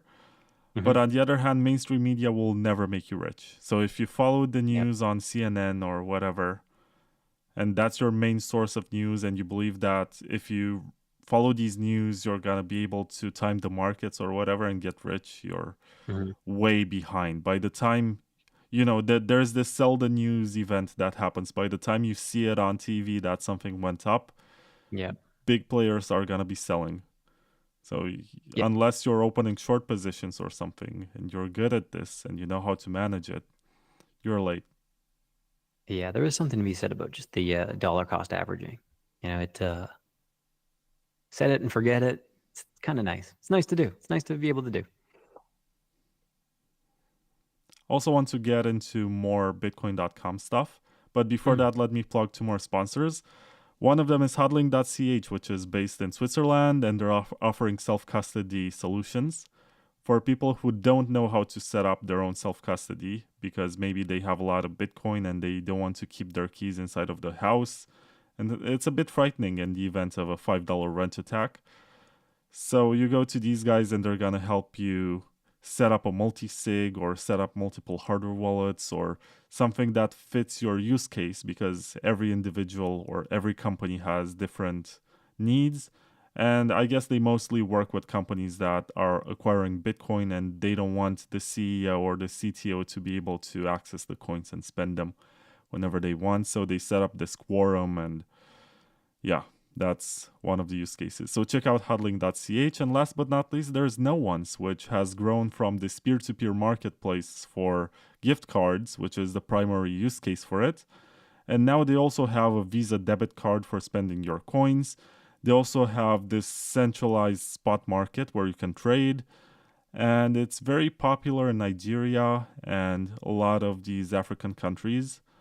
CEO Ray Youssef says that he's trying to empower the global south. And if you want to be part of this movement where, as CEO Ray Youssef says, everyone eats because there's a fee that every middleman is able to get along the way, then check out noons.com. It's a pretty cool peer-to-peer marketplace, which is also ideologically driven. And now let's talk about Bitcoin.com because it underwent a lot of changes. First of all, I want to ask you who owns it these days. You're the CEO, but are you also the owner of the domain? I own 0% Bitcoin.com. Yeah. No, it's all Roger. Roger's the godfather, right? Free Roger. If you guys, I feel like maybe I should speak to, because I've been watching your stuff forever, and it's great. And I think you are able to cut through both camps in the sense that like there's the small blockers, the I don't big see blockers. camps, honestly. I think the camps are kind of over at this point. It's sort of just like, yeah, communities, let's say. But yeah, Roger is on honestly one of the kindest guys I've met. I got an email from him to come work for him back in 2016, 2017, somewhere. No, it would have been 2017. Yeah. I think it would have been around November, maybe October. And yeah, like there was not, like the hostile like monster that I think the Bitcoin maximalists want him to be. It's just not who he is. Like he genuinely does care about the economic freedom of the world. That is his like life's mission. And when people are say, taking jabs at him for, throwing the middle fingers up at people when he cares a lot about certain things, or when he's, just talking about the things that he cares the most about, and them kind of talking him down as if he's like not a contributor to this whole ecosystem, like crypto in general or Bitcoin in general. Like Bitcoin wouldn't be where it is today without this guy. And I've seen him onboard more people to Bitcoin and crypto and Bitcoin Cash than anyone else in the world. Like nobody's done more. Like Bitcoin.com, we've got like, I think over 50, 56, 57 million wallets across our whole ecosystem. And the large majority of those are Bitcoin. Some of them for sure are Bitcoin Cash. Some of them for sure are Ethereum. But people come to Bitcoin.com and get Bitcoin first and foremost. So, like the companies that he runs, the investments that he's made early on, have made him the prolific person, but also made him a person to attack. So I think like, if you've taken the anti-Roger pill from X to say, oh, this guy's just the creator of BCH, which he's not. Like I said, I was in on BCH before he was. So, the guy just wants to see decentralized peer-to-peer cash for the world. And I don't think he really cares what flavor that is. I think he just wants to see challengers and support challengers and like create a more fair world where it's not just big bankers, corrupt government. Like he's the OG guy who's like talking about some of the injustices of governments. And, I don't have too many great things to say about Canada. And I don't really want to comment too much on US since I'm not an American. But yeah, he's been like at the heart of these debates and these discussions since the early days. So I kind of feel like the people that give him a hard time in the Orange Coin camp still, or the Orange Coin community, I think they kind of got to like maybe try to drink some water, desalinate their bodies, and kind of just realize that this guy probably did more for Bitcoin than every single one of us. So if that's not worth a little bit of support for him, I don't know what is. So I strongly encourage everyone, if you do support Roger, do support what he's done for the whole space, go to freerogernow.org, help this guy get free. He doesn't deserve to be extradited. There's a lot of chaos and weird lawfare behind his case that make me say that there's like that anti-crypto administration that went after Samurai and Wasabi and Tornado and Ian Freeman and all these other guys that were just trying to build businesses, and like they're just builders on Bitcoin and crypto. It's like he was in it. He was caught up in that. Like the government doesn't want this, or the government didn't want this to succeed. Now that they've got a position in it, it's like, well, maybe the strategic Bitcoin reserve, they're probably not they're not opposed to buying a bunch or finding a way to accumulate more. And then hopefully China buys their bags and then other countries buy their bags. And it just becomes this weird game theory. But, I think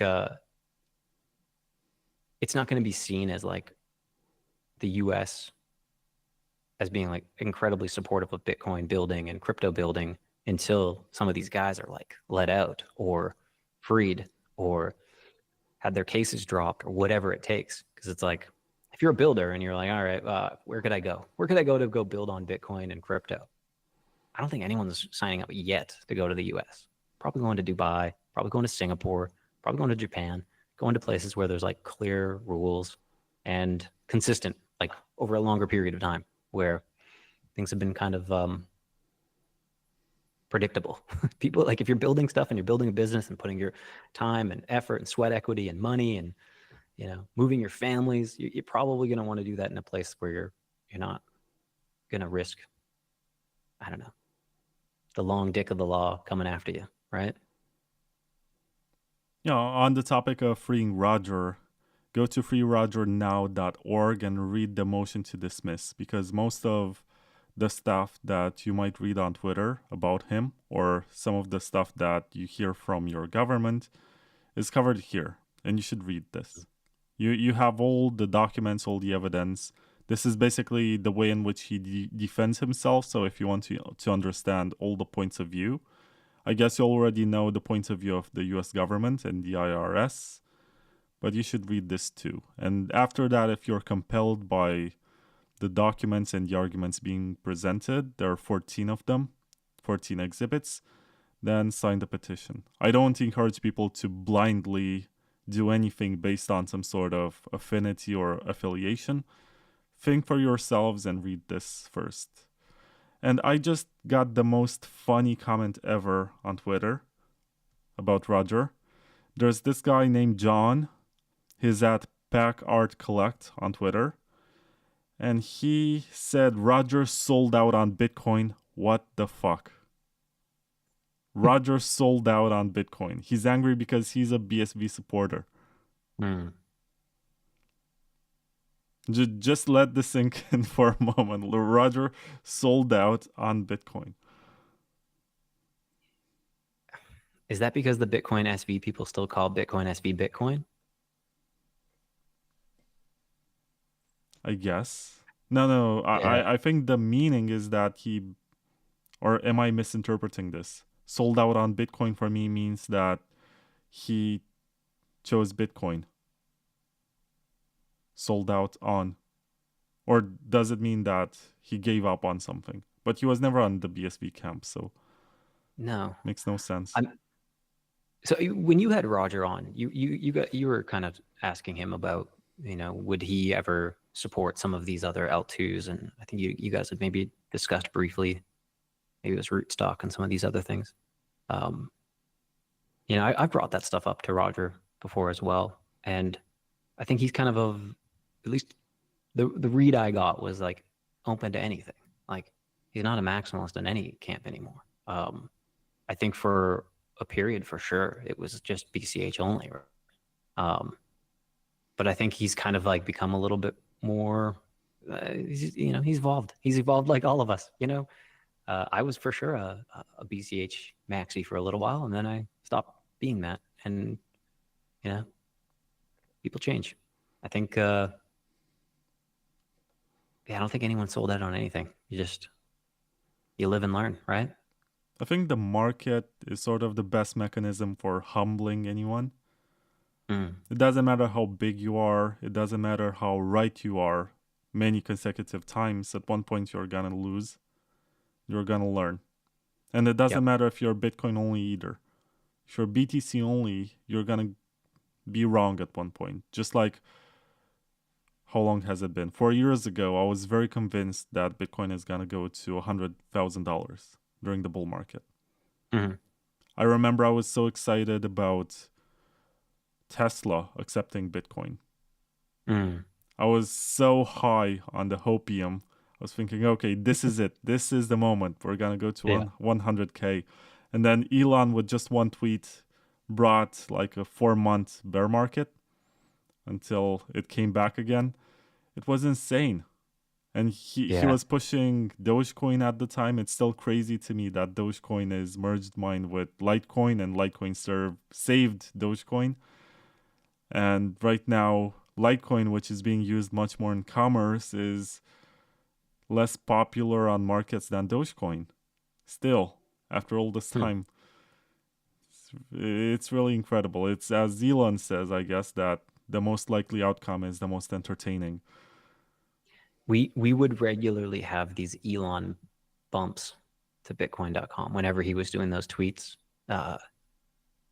Yeah, like occasional just, you know, DDoS products or website would just get hit with a ton of traffic during those periods. And it was like, yeah, this Elon effect of like, oh, why did we break new all-time highs on installs? Oh, yesterday Elon put a tweet out. Oh, okay, that makes sense. Sure.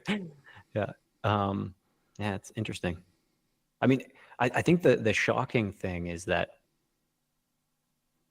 you've got someone like Donald Trump now talking about Bitcoin, and you've got the US government now and the administration talking about Bitcoin. But it's like, it doesn't seem to be moving the needle as much as the old Elon ones did. And I think there might, that could be due to market exhaustion. That could be due to just, we're not at that point in the cycle yet where retail's excited. And I saw some tweet this morning of a poll that was, I think it was shared on mainstream media. And it was like a screenshot of someone's TV, something like, would you be buying Bitcoin or something like that? And it was like 84% were like no. And it's like maybe 14% were yes or something like that. And yeah, I mean, like, I think we're in a weird cycle this time relative to the previous ones where there was so much FOMO and so much excitement from like the public. And yeah, we're sort of like still feeling the repercussions of the past relative to like FTX drama, the Luna stuff, NFTs being a thing for a while and then not being a thing at all. And now it's kind of like rebuilding some trust with retail that like, hey, this stuff is, there's still like an underlying value to what cryptocurrency projects are trying to build. Not all of them. There's of course bad actors and everything, but you know what's happening is like, it just kind of feels like there's not we don't have Paris Hilton going on like Jimmy Fallon or whatever being like, I'm buying a monkey JPEG. You know, we haven't seen that part of the cycle yet. Will we again? I don't know. Maybe that was it, right? Maybe now it's just like more serious. But it could also be 6 months later, you've got Kim Kardashian doing another, you know, crypto promo for some random altcoin or something like that, or Kanye's going to launch a swastika meme coin or something like that, you know. I'm actually following Kanye West closely right now because I believe, this is just my personal belief, he keeps teasing that he's gonna launch a coin. At one point he circulated this press release and CoinDesk did not respect the embargo and they published that. Something about a coin and very specific details, and of course it did not happen. I'm not sure if this was just a publicity stunt or it was stalled by the fact that the embargo was not respected and it became public. But my point is that I believe that Kanye is trading on Polymarket because there's a market for him that specifically asks the question, do you think Kanye West is going to launch a meme coin? And there are moments when he posts about it and a lot of people buy yes shares. And then he ignores it for like 2 or 3 weeks and doesn't mention anything about it. And that's when it goes down. And he could be gaming this. I mean, it's so easy. I like the idea of Kanye being in the trenches and Polymarkets, trading on sentiment. I find that kind of funny. I hope he is. I also believe that Kanye is not as stupid as he pretends to be. He used to walk around wearing Satoshi Nakamoto hats, and now he acts like, oh, what's Bitcoin? I don't know. I have no idea about this. How does it work? Okay, how about I launch my own meme coin? I think now his narrative is that he got deplatformed by Shopify, and he's trying to create his own coin to use that to purchase stuff on easy.com. I'm not sure how that's gonna work out. I feel like we're going back to 2017 when there was Dentacoin, and Dentacoin. people were creating a Bank token. chain. Yeah, Bank exactly. chain was a big one. Yeah. There was a chain or a coin for everything that you could possibly imagine. Yeah, I don't Even necessarily need to there's go back already a to that. Kanye West meme coin. It's called Coinye West. Coinye. Yeah, I think the meme coin, I don't know. It does kind of feel like, at least in the last month, that the meme coin meta has sort of devolved. Maybe like interest has kind of like waned a lot from just like a few months ago, where everyone was FOMOing into Fartcoin and everything. And now everyone's like, oh, yeah, after like the Millet drama with, what was that, Libra? And then, yeah, there was the Trump coin that did pretty well and then not so well. And then I actually Melania. blame Trump for this because he brought nihilism into the market. Before that, it was super optimistic and positive, and it seemed like the best possible timeline. And then he brought his meme coin, which went into the top 20 coin market cap ranking in one day for only trading on one market, which was the DEX on Solana. And when you see that happening and you understand that it actually happened and this is top 20 now, you start asking questions like, wait a second, if this is top 20, then what about the others? Could you argue that they're overvalued a bit? Because this one was able to pull this off. Aren't the prices a bit too high on everything else? Like, can't the same phenomenon happen to any other coin where you get it propped into the top 20 just like that by a bunch of people? So yeah, like Arthur Hayes was interviewed by our news team, Bitcoin.com news. I saw that. He grayed a bit. And he talked a little bit about how he feels like a lot of crypto projects are just overvalued.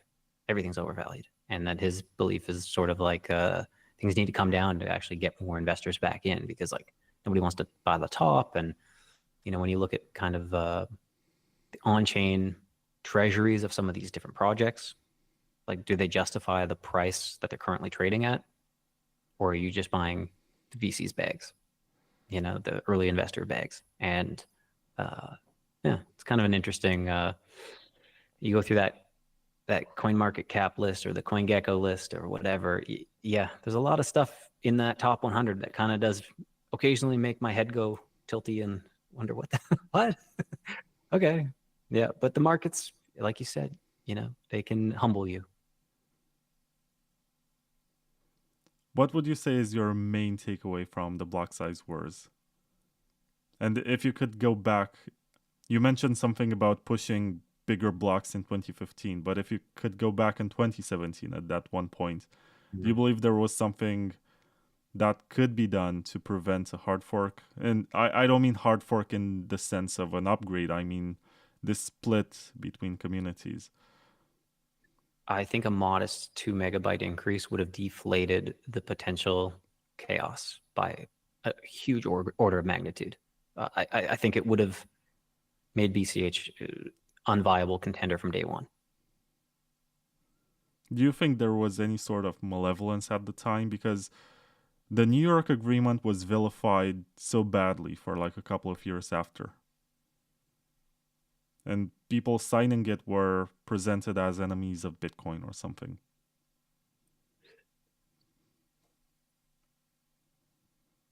So I think there's like some people that do feel that there were state actors involved, either at that time, before that time, or after that time. I don't know if I don't have any real proof or anything like that. Besides, maybe it would make sense if I saw this challenging asset coming in. What would I do to create the most chaos to reduce its impact or reduce its ability to succeed?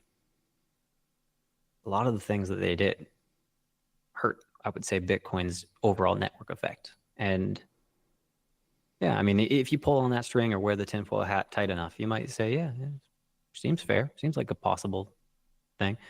But I think there was a lot of like, the road to hell being paved with good intentions. I think there was a little bit of that as well. Like, people just were trying to do the right thing. They thought they were doing the right thing. They were maybe getting enough feedback from the right people or from their circles, or they were in their bubbles, and kind of, it's probably a mix of both. Or it's just the latter. But I don't know. I think there's a lot of special interests that don't want Bitcoin to succeed. Even now, even with the administration, even with strategic Bitcoin reserves, there's groups that don't want Bitcoin to be a thing. You see this with the IMF deal with El Salvador, trying to like encourage them to say, hey, we'll give you this juicy $1 billion loan or whatever it is, but you guys got to stop doing some Bitcoin stuff. Got to cool your jets there, Bukele. And yeah, does make you wonder. From the point of view of a big blocker, how does it feel to see that Blockstream did not succeed in pretty much anything? Their sidechain is a failure, their Lightning client is a minority client, very few services use it. Their mining operation, they try to... I think that's the only profitable project. Their wallet is not very popular, their hardware wallet is not very popular. They tried on purpose to make Liquid very compliant and in line with regulations, and they said you can do tokens just like on Ethereum but with privacy. It did not work out because it turns out Wall Street or whoever they were shilling Liquid to also like something that's not very regulated and is more free and gives them more freedom to build stuff. So does it feel good to see that Blockstream, on one hand, they seem to have won the block size wars, but they lost from a business point of view on every front? Yeah, I mean, my initial one-word reply was joy, but yeah, I mean, like, I think the people involved in Blockstream, there's probably some really hardworking developers that want to make this thing work. But I've seen this in Bitcoin.com too. You know, we've had developers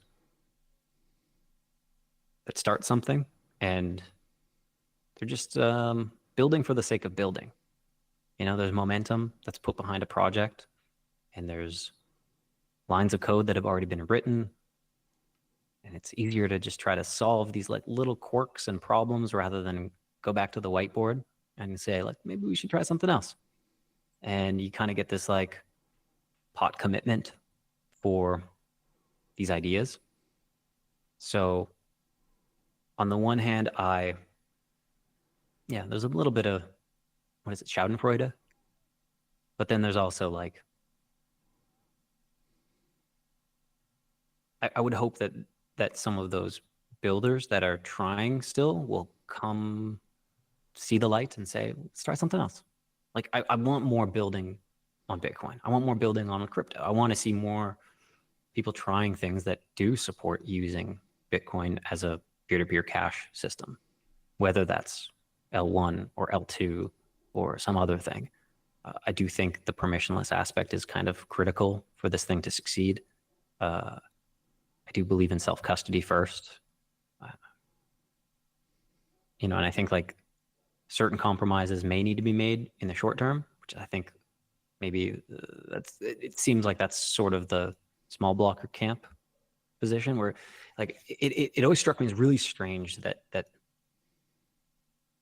when the big blockers would say, well, you can use it for money, they'd be like, no, well, you can use Bitcoin as money too. Just you have to use this Lightning app, and it's completely, it's, you know, just try it, guys. It's totally fine. And then kind of read the fine print, and it's like, oh, this is a custody wallet. Okay. I mean, technically, I guess it works until it doesn't, right? Or until the funds aren't there, or until your channel's censored, which we've seen. So yeah, it's strange, but yeah, weird. It's like joy, but I hope that some of the people that are actually building those tools will continue to find success in new tools that they perhaps want to build that are more useful or don't have some of these flaws that I think are going to prevent them from being successful, and so far have prevented them from being successful. I think there's infinite upside in like the things that we can build as a human race on chain. I think there's like, I'm like a tech optimist in that sense. But yeah, I think like there are paths that you can just say, hey, that didn't work, try something else. So from the point of view of someone who remembers Bitcoin being used on Expedia, on Steam, on all of these services back in the day before it was two Bitcoin camps, how does it feel to watch Tether and stablecoins in general do what Bitcoin was supposed to do in terms of adoption? You see all of these nations, all of the unbanked, people who don't have access to bank accounts, they use stablecoins. And to me, it's a bit painful. It feels like we sort of got defeated because they use a proxy for the US dollar, a substitute for it, basically, that is valued as much as a US dollar and is being traded on these permissionless networks. It used to be Bitcoin too, where Tether was launched. But it's not BTC that got this adoption, at least not yet. Does it feel like we failed in some way? On the one hand, I feel like stablecoins have added a lot of value to Bitcoin that probably wouldn't be there without it. Like being able to enter and exit the volatile aspect of it has probably saved a lot of people in those periods of uncertainty. So in some ways, thank you to Tether, thank you to Circle. Like they're helping people. But I do think when you pull on the thread of like, has this weaned or neutered Bitcoin adoption and for it to be used as money for the world? Perhaps, yeah. I think you could even go a step further and say that, yeah, like stable coins could be the Trojan horse for CBDCs, right? Like it's all on chain, it's all public. Maybe you don't necessarily have like the ability to hone in and like censor an individual, but you can censor an address. You can censor, you've got blacklists on Tether. This is how they stop some of the major hacks and stuff like that. So yeah, it does make me kind of wonder if the stable coins are actually the panopticon, or if they're a net benefit in the sense that any private fiat issued currency, whether that's like the US dollar or the Eastern Caribbean dollar, like they can all technically go on chain and provide some value to their users, and maybe there's a easier on ramp for individuals in different regions to come on board via stablecoins into the on-chain decentralized money of Bitcoin and Ethereum and Bitcoin Cash and Zano and anything else. So that's maybe a wishy-washy answer of like, maybe it could be, but I don't know. I guess right now I'm taking the information of where is Tether putting their profits, right? And they're putting their profits into, well, more than just crypto, right? It seems like they're diversifying. So they're supporting Rumble. So like competitor to YouTube. YouTube is extremely censored platform.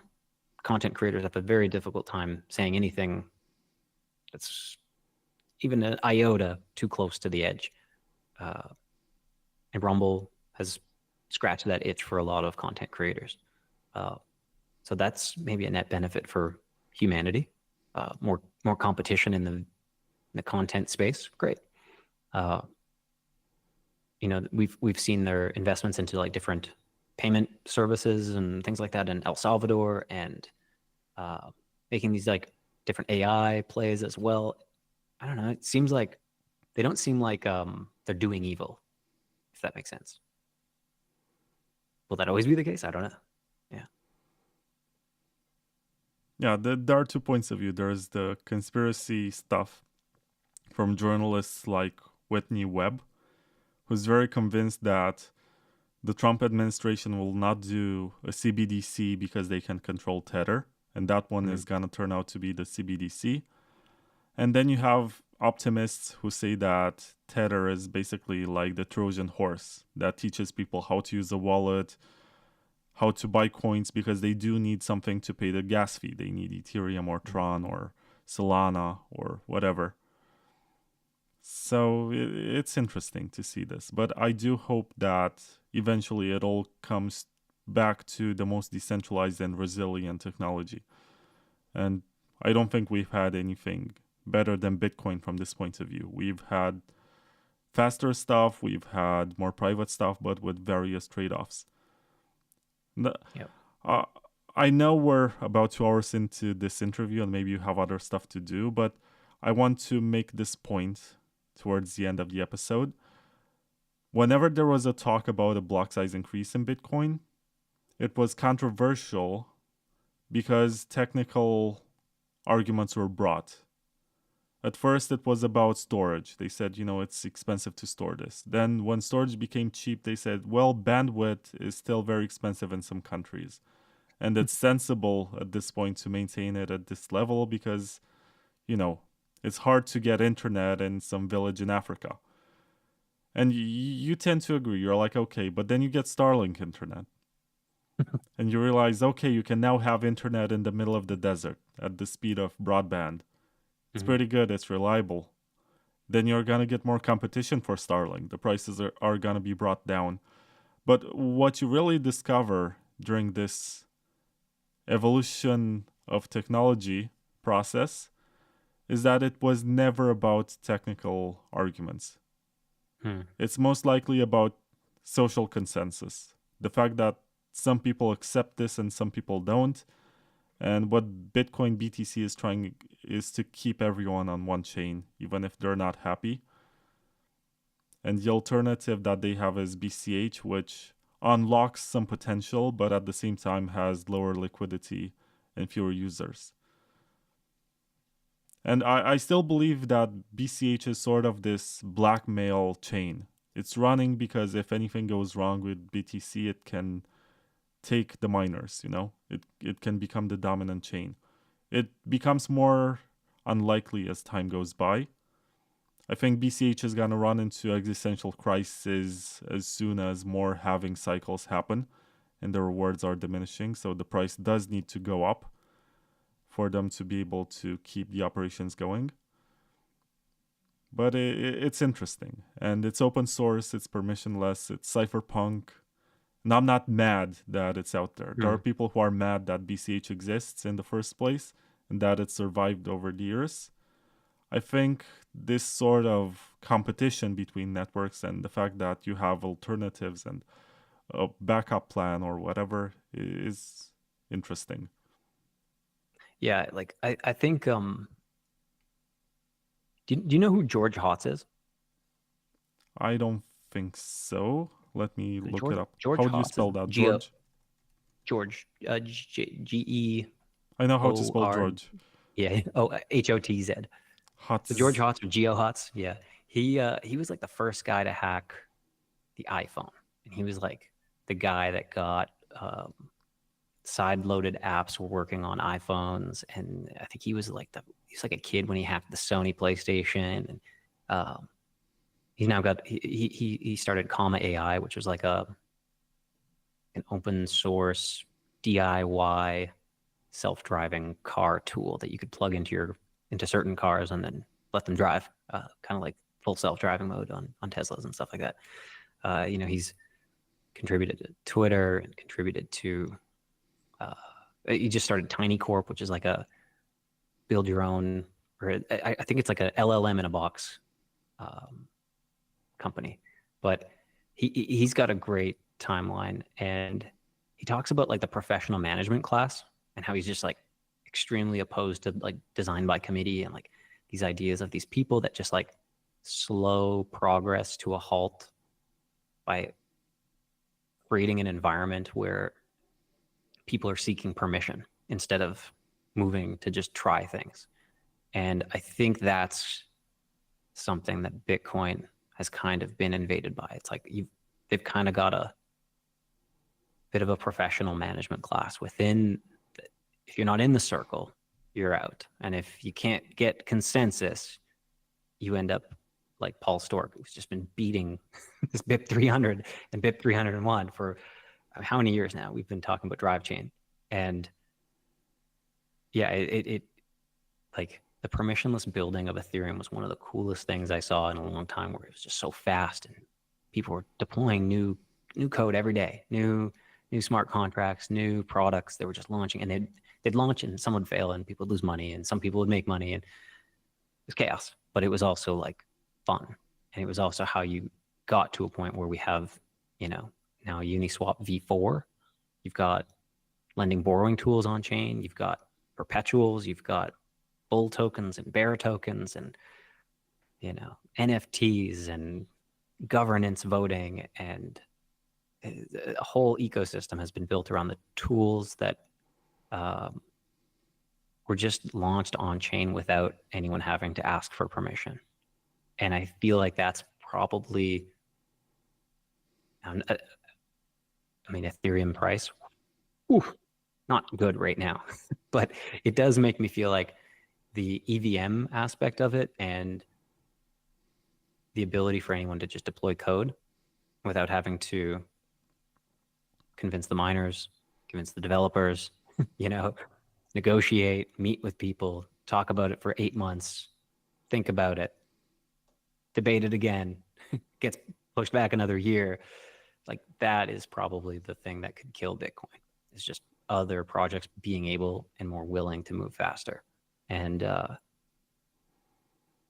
would hope that Bitcoin has a mechanism to support moving faster without the PMC, without the need for consensus, where you can just try and fail, and you might lose money, and you might win money, and you might create a community, and it might all go to zero, but you kind of need a place for an innovative layer to exist on Bitcoin. And right now, it's all happening off Bitcoin. So it's great that Bitcoin's available for anyone to buy, sell, swap. They can transfer it without permission. There's some aspects that are completely permissionless, and that's great. But for people that are trying to build, it's not as supportive as other projects. If I closed my eyes and imagine that you have sort of this East Coast accent, I could believe that you are Paul Storrs for a minute there. Telling people about Drive Chain. Yeah, he's a smart guy. He is. And I think he's very much ahead of his time. Even though people say, oh, you came up with this Drive Chain 10 years ago. It's old. We have this new flashy L2 system. It still doesn't solve the security budget problem. Nope. All of this ZK rollup stuff, it's exciting. I do want it to happen because all of this stuff is bullish. It's good to have more users and more use cases. But ultimately, you need some sort of way to pay the miners and to keep the proof of work going. Yeah, I mean, I think that's been Ethereum's biggest problem with their blobs is that they've made it so cheap for anyone to launch stuff on Ethereum. Where it's like they need to add some tariffs. It's the ironic part. They need a Donald Trump version of Vitalik slapping tariffs on every single L2 to support the value of Ethereum. Because right now, it's just they're selling space at a discount, and then the L2s are just like profiting, and they're trying to debate amongst themselves who's most ETH aligned in terms of what they're doing with their ETH treasury, and are they burning it, or are they spending it, or are they selling it? It's a whole weird other problem that they're dealing with over there. But I think those are potentially similar problems that Bitcoin could come across if and when it does have its own innovation layer or ability for people to start rolling up chains and creating these alt L1s, or sorry, alt L2s that somehow roll back up onto to the L1 via BitVM2? Is that the latest thing that they're pushing now? Yeah, it's interesting, but like the good thing is there's other projects trying, right? And people can learn from other people's mistakes. So in that sense, maybe it's good that people are trying and failing in other areas while Bitcoin can kind of move a little bit more slow and gracefully and purposefully. In some aspects, like I wouldn't want it to become Bitcoin Cash where it's doing a yearly upgrade. That would be probably too risky for how much activity we see on Bitcoin in terms of the network effect. It's very risky to make those changes on the main chain right now. But you gotta have some place for people to build without having to seek validation from whoever, Peter Todd, Yeah, but at the same time, there's always the Peter Todd in the conversation who says, there's a test net for that. But how do you get newbies and people who don't care about this, they just want to gamble on a test net? Or how do you evaluate how much liquidity or how much of a market share you're gonna get with this Mm-hmm. you launch some sort of live net. I agree. I mean, like probably was it Aave? Aave had V1 and then V2, and they had some issues early on, and they improved them. But I don't know if they would have improved them if they hadn't been on mainnet without like real money at stake, where the incentives are to beat the shit out of this protocol, see if we can steal the money, right? This is like, you've created like an opportunity for both a white hat hacker and a black hat hacker to potentially, stress test these things. But you can't really get the same level of stress test under a test net because there's just no financial incentive. Nobody's gonna. The only way to do that is to like, you need kind of like the VC money, or you need a OG whale to say, hey, I'll put up some money into this. If anyone can break in, I'll pay out a bounty. But it's not quite the same as like having stuff in production and being able to try and fail fast. And, as long as people know when they're integrating or interacting with those experimental projects, that it's like the do your own research on anything. Just only put in what you're willing to lose. Don't be crazy. You could lose it all. It's just brand new, or it hasn't been audited, or it's only been audited once. It needs probably a few more audits and maybe a little bit more time to cook before you should go tell your mom and dad to sell their house and sell their car and put their money into this new lending protocol that lets you borrow against your Bitcoin. And it's just like, yeah, make smart decisions. Yeah. And once again, it's a very interesting market. I have to ask you this: does Brock Pierce have any involvement in Bitcoin.com? None. Because I do remember seeing a video of him in which he was talking about Bitcoin.com going Bitcoin only. And he was arguing that he is not a big fan of the idea because he's this market competition maximalist. But if the market demands for it, he's all for it because he follows what the market asks. Yeah, I mean, I remember seeing that video. I've met people within Brock's circle, interesting people. I think there is, I would say there is like an interest in terms of like what's happening in Bitcoin, with kind of a Bitcoin renaissance of like all of these new L2s and all these people that are just like in the last year, from the ordinals and all the other things that were kind of like just being launched. It did feel for a while, and maybe even still does, that like people are building again on Bitcoin, and that's exciting. I don't know if the market has necessarily moved back to Bitcoin yet. We haven't seen a mass exodus from, other ETH or Solana to say, hey, we're just going to redeploy these contracts on this new Bitcoin EVM. But maybe that could when the right one comes along. Maybe when people build enough trust in one. I wouldn't fade the possibility of one of these Bitcoin L2s or side chains that have an EVM layer, that have been beaten up enough where people can trust them, to have some of these like major players in DeFi that are primarily on Ethereum and other EVM chains to say, yeah, let's get on there. That seems like a no-brainer. There's a ton of potential Bitcoin users that we could offer these same services to. Of course. I mean, they all want to make money, right? So I kind of think that very possible. Yeah. But I mean, like in terms of, will Bitcoin.com ever just stop supporting other assets? No. No, why would we do that? We're going to support as many things as possible. It's kind of like, there's been a few Bitcoin companies that started as like Bitcoin companies, then they added more chains or added like some stable coins, and then they went back to just being Bitcoin only.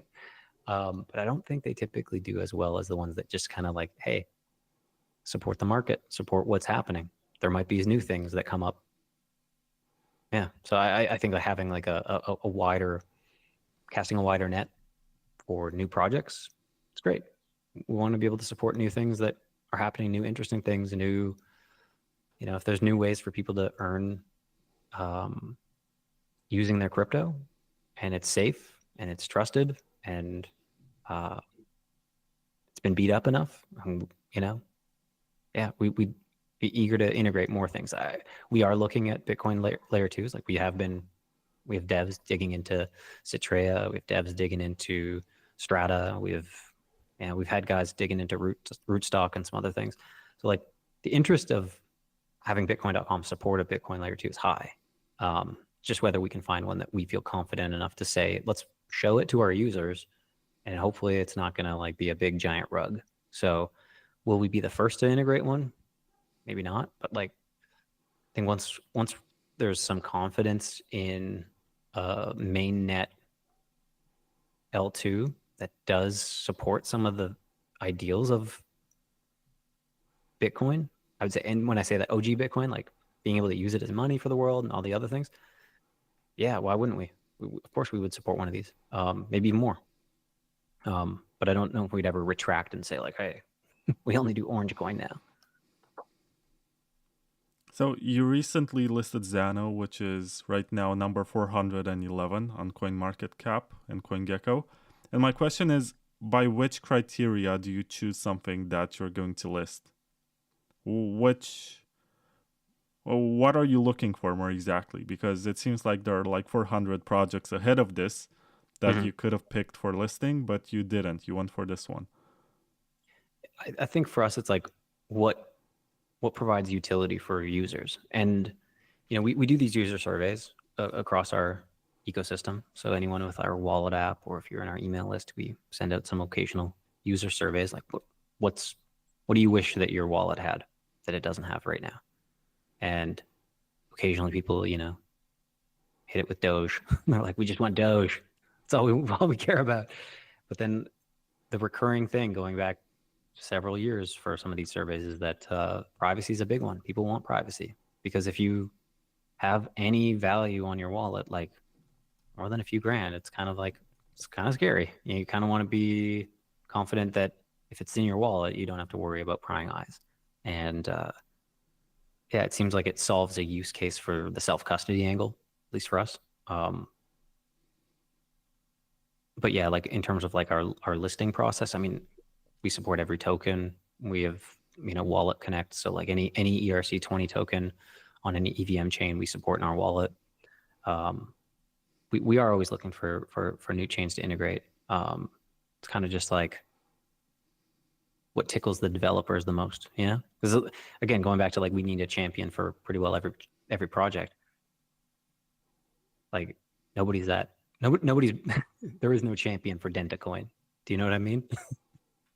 But finding a champion for privacy, pretty easy to find amongst a team of crypto devs. Yeah, right now I'm looking at the Bitcoin.com wallet, which I've installed on my phone. Seems to have BTC, BCH, Ethereum, Avalanche, Polygon, BNB. You'll have to add wallet for Zano. Did you guys also add Monero or Zcash? That was going to be my follow-up. Yeah, we would be open to it. I mean, I think if we find the right champion who wants to like take on the battle in the wallet space that we can do, yeah, we don't really pick any sides right now. It's just we thought privacy is cool. Zano seemed like a fun one.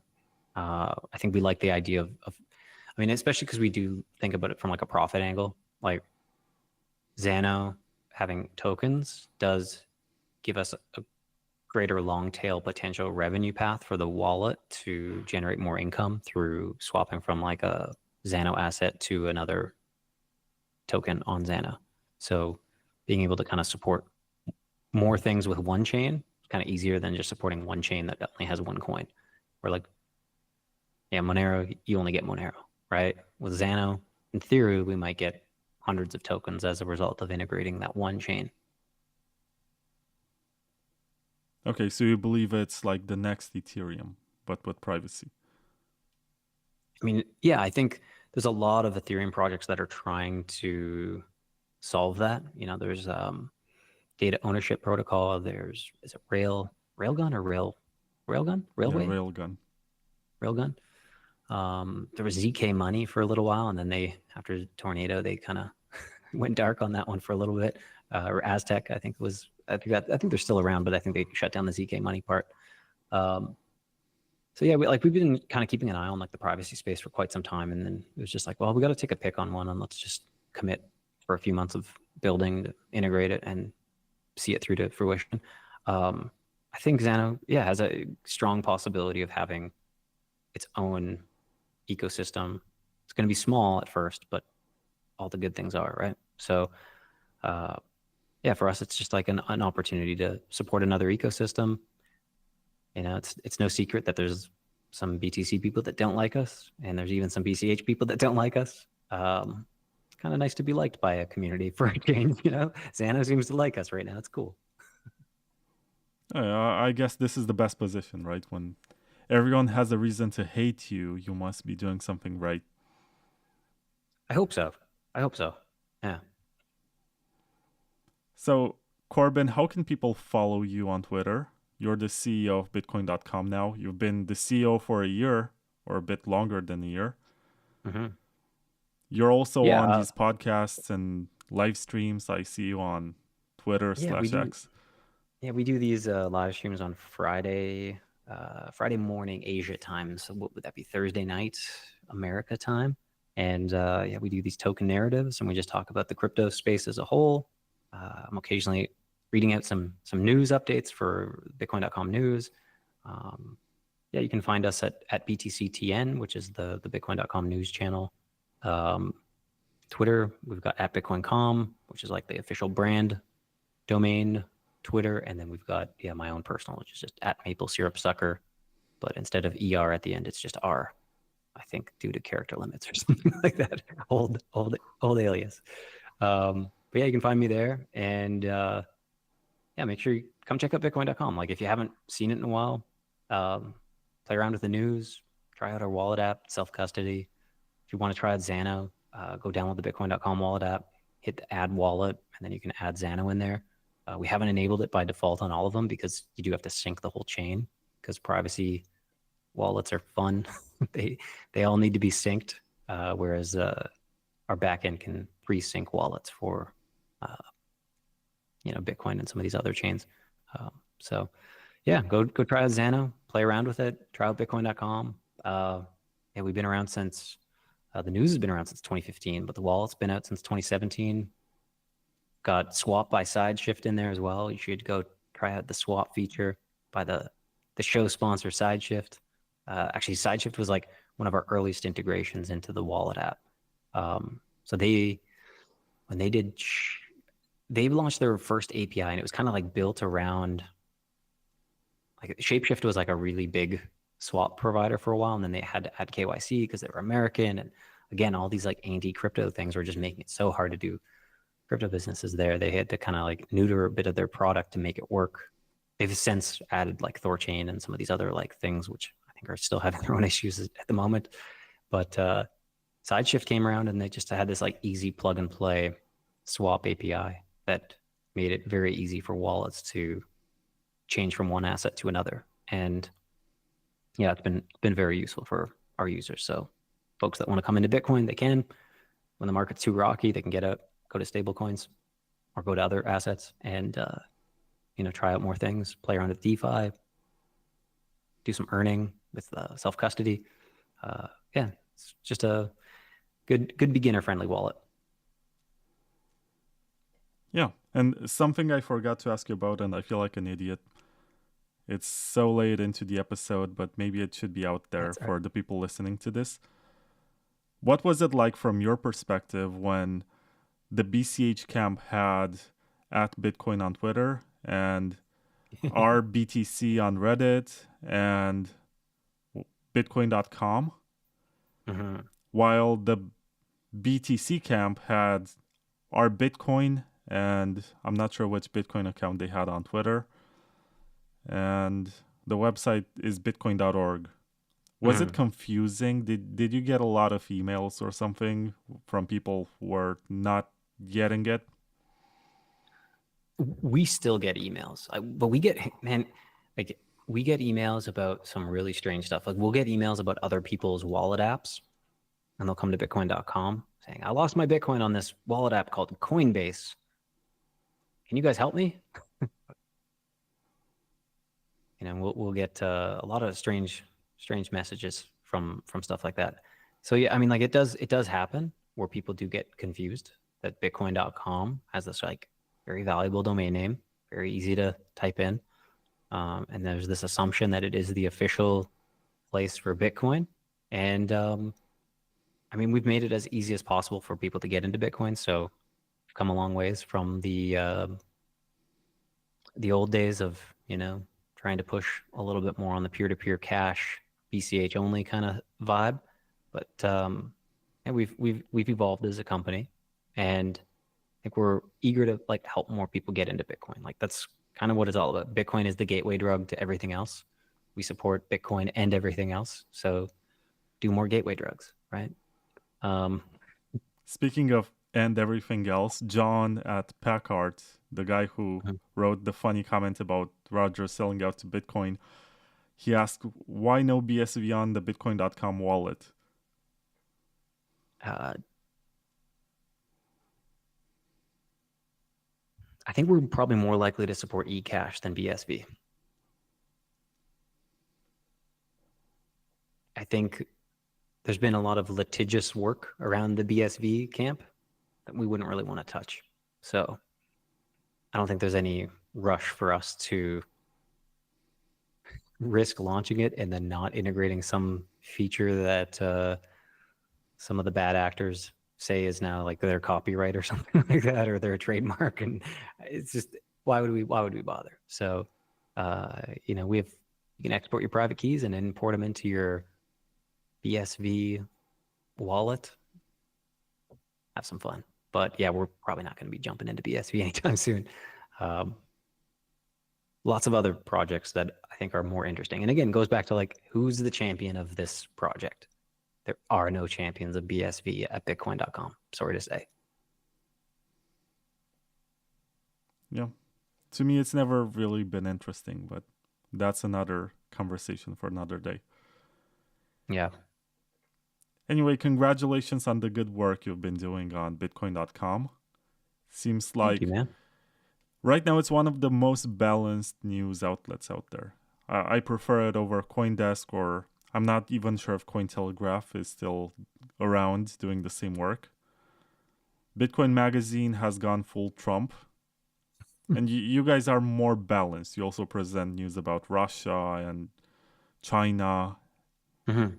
And it seems like when I open the webpage for news, I get a more diverse perspective on what's happening. Yeah, our news team has been growing. We've been creating a lot more content on social lately too, just trying to support more of the builders in the Bitcoin space and the crypto space. And just, if you're at any crypto conferences, you might see some of the Bitcoin.com news team eager to interview different projects and kind of cover what's happening in the space. For the most part, like, they operate in a pure like news desk fashion. They don't let us, they don't have like me controlling them saying like, hey, I want you to write about Corbin and how cool he is, and write about BCH only for the next year. They're very, they run the news desk like a news desk, and, they don't want any influence, and we give them that freedom and say like, great, have some fun, great, good content. We do our best to just be a above board crypto news company, as well as our wallets and all the other fun stuff that we've been doing. We are in the process of actually adding a wallet to Bitcoin.com. So we're excited to like put that on web. So that's going to be an MPC wallet. So if you've ever used like some of the self-custody MPC tech, we're hoping to ship that pretty soon here. Going to be rolling that out in a few regions, and just kind of see if we can get more news readers as well, get them access to some easy crypto, and have some fun with it. And like, I think the biggest thing is just like, we've got this great domain, this great brand. There's no reason why we can't use it to help Bitcoin and crypto and all the other cool stuff that's happening. Like, I don't see that we have to go down like being a maximalist for anything. And I think for a lot of normal retail, when you talk about Ethereum, they'll be like, oh yeah, that's like a Bitcoin. They're not thinking of it in this like tribalism. They're not in the trenches like us. They don't know the minor details. But I mean, like, Bitcoin's for everyone. Crypto's for everyone. A lot of cool stuff we can do with it. A lot of great stuff we can do with this brand. We're very eager to kind of keep building and, you know, get more people into the space, whether that's through orange pills or green pills or Zano pills or anything that'll get people in. We're just eager to keep building, and we want to see more people build. So, yeah. Right. Thank you very much, Corbin. Thank you for your Glad time. keep up the great work, man. I love your podcast. I'm actually a little starstruck talking to you when I got on the first call. I was like, ooh, it's Vlad. Cool. Thank you for waking me up at 7 a.m. to do this. I'm not Hey, much thanks of for a doing it in morning the morning. person. No, you did good. You look like you're Oh, my ready to eyes take on the are world, a man. bit messed up, but Nah, looking great, man. Looking great. Thanks for having me on. this was fun. We'll do it again. Yeah, let's do it again maybe next year or something, or whenever there's some exciting news. Yeah. Sounds good, man. Okay, I'll see you. Okay, see you, man.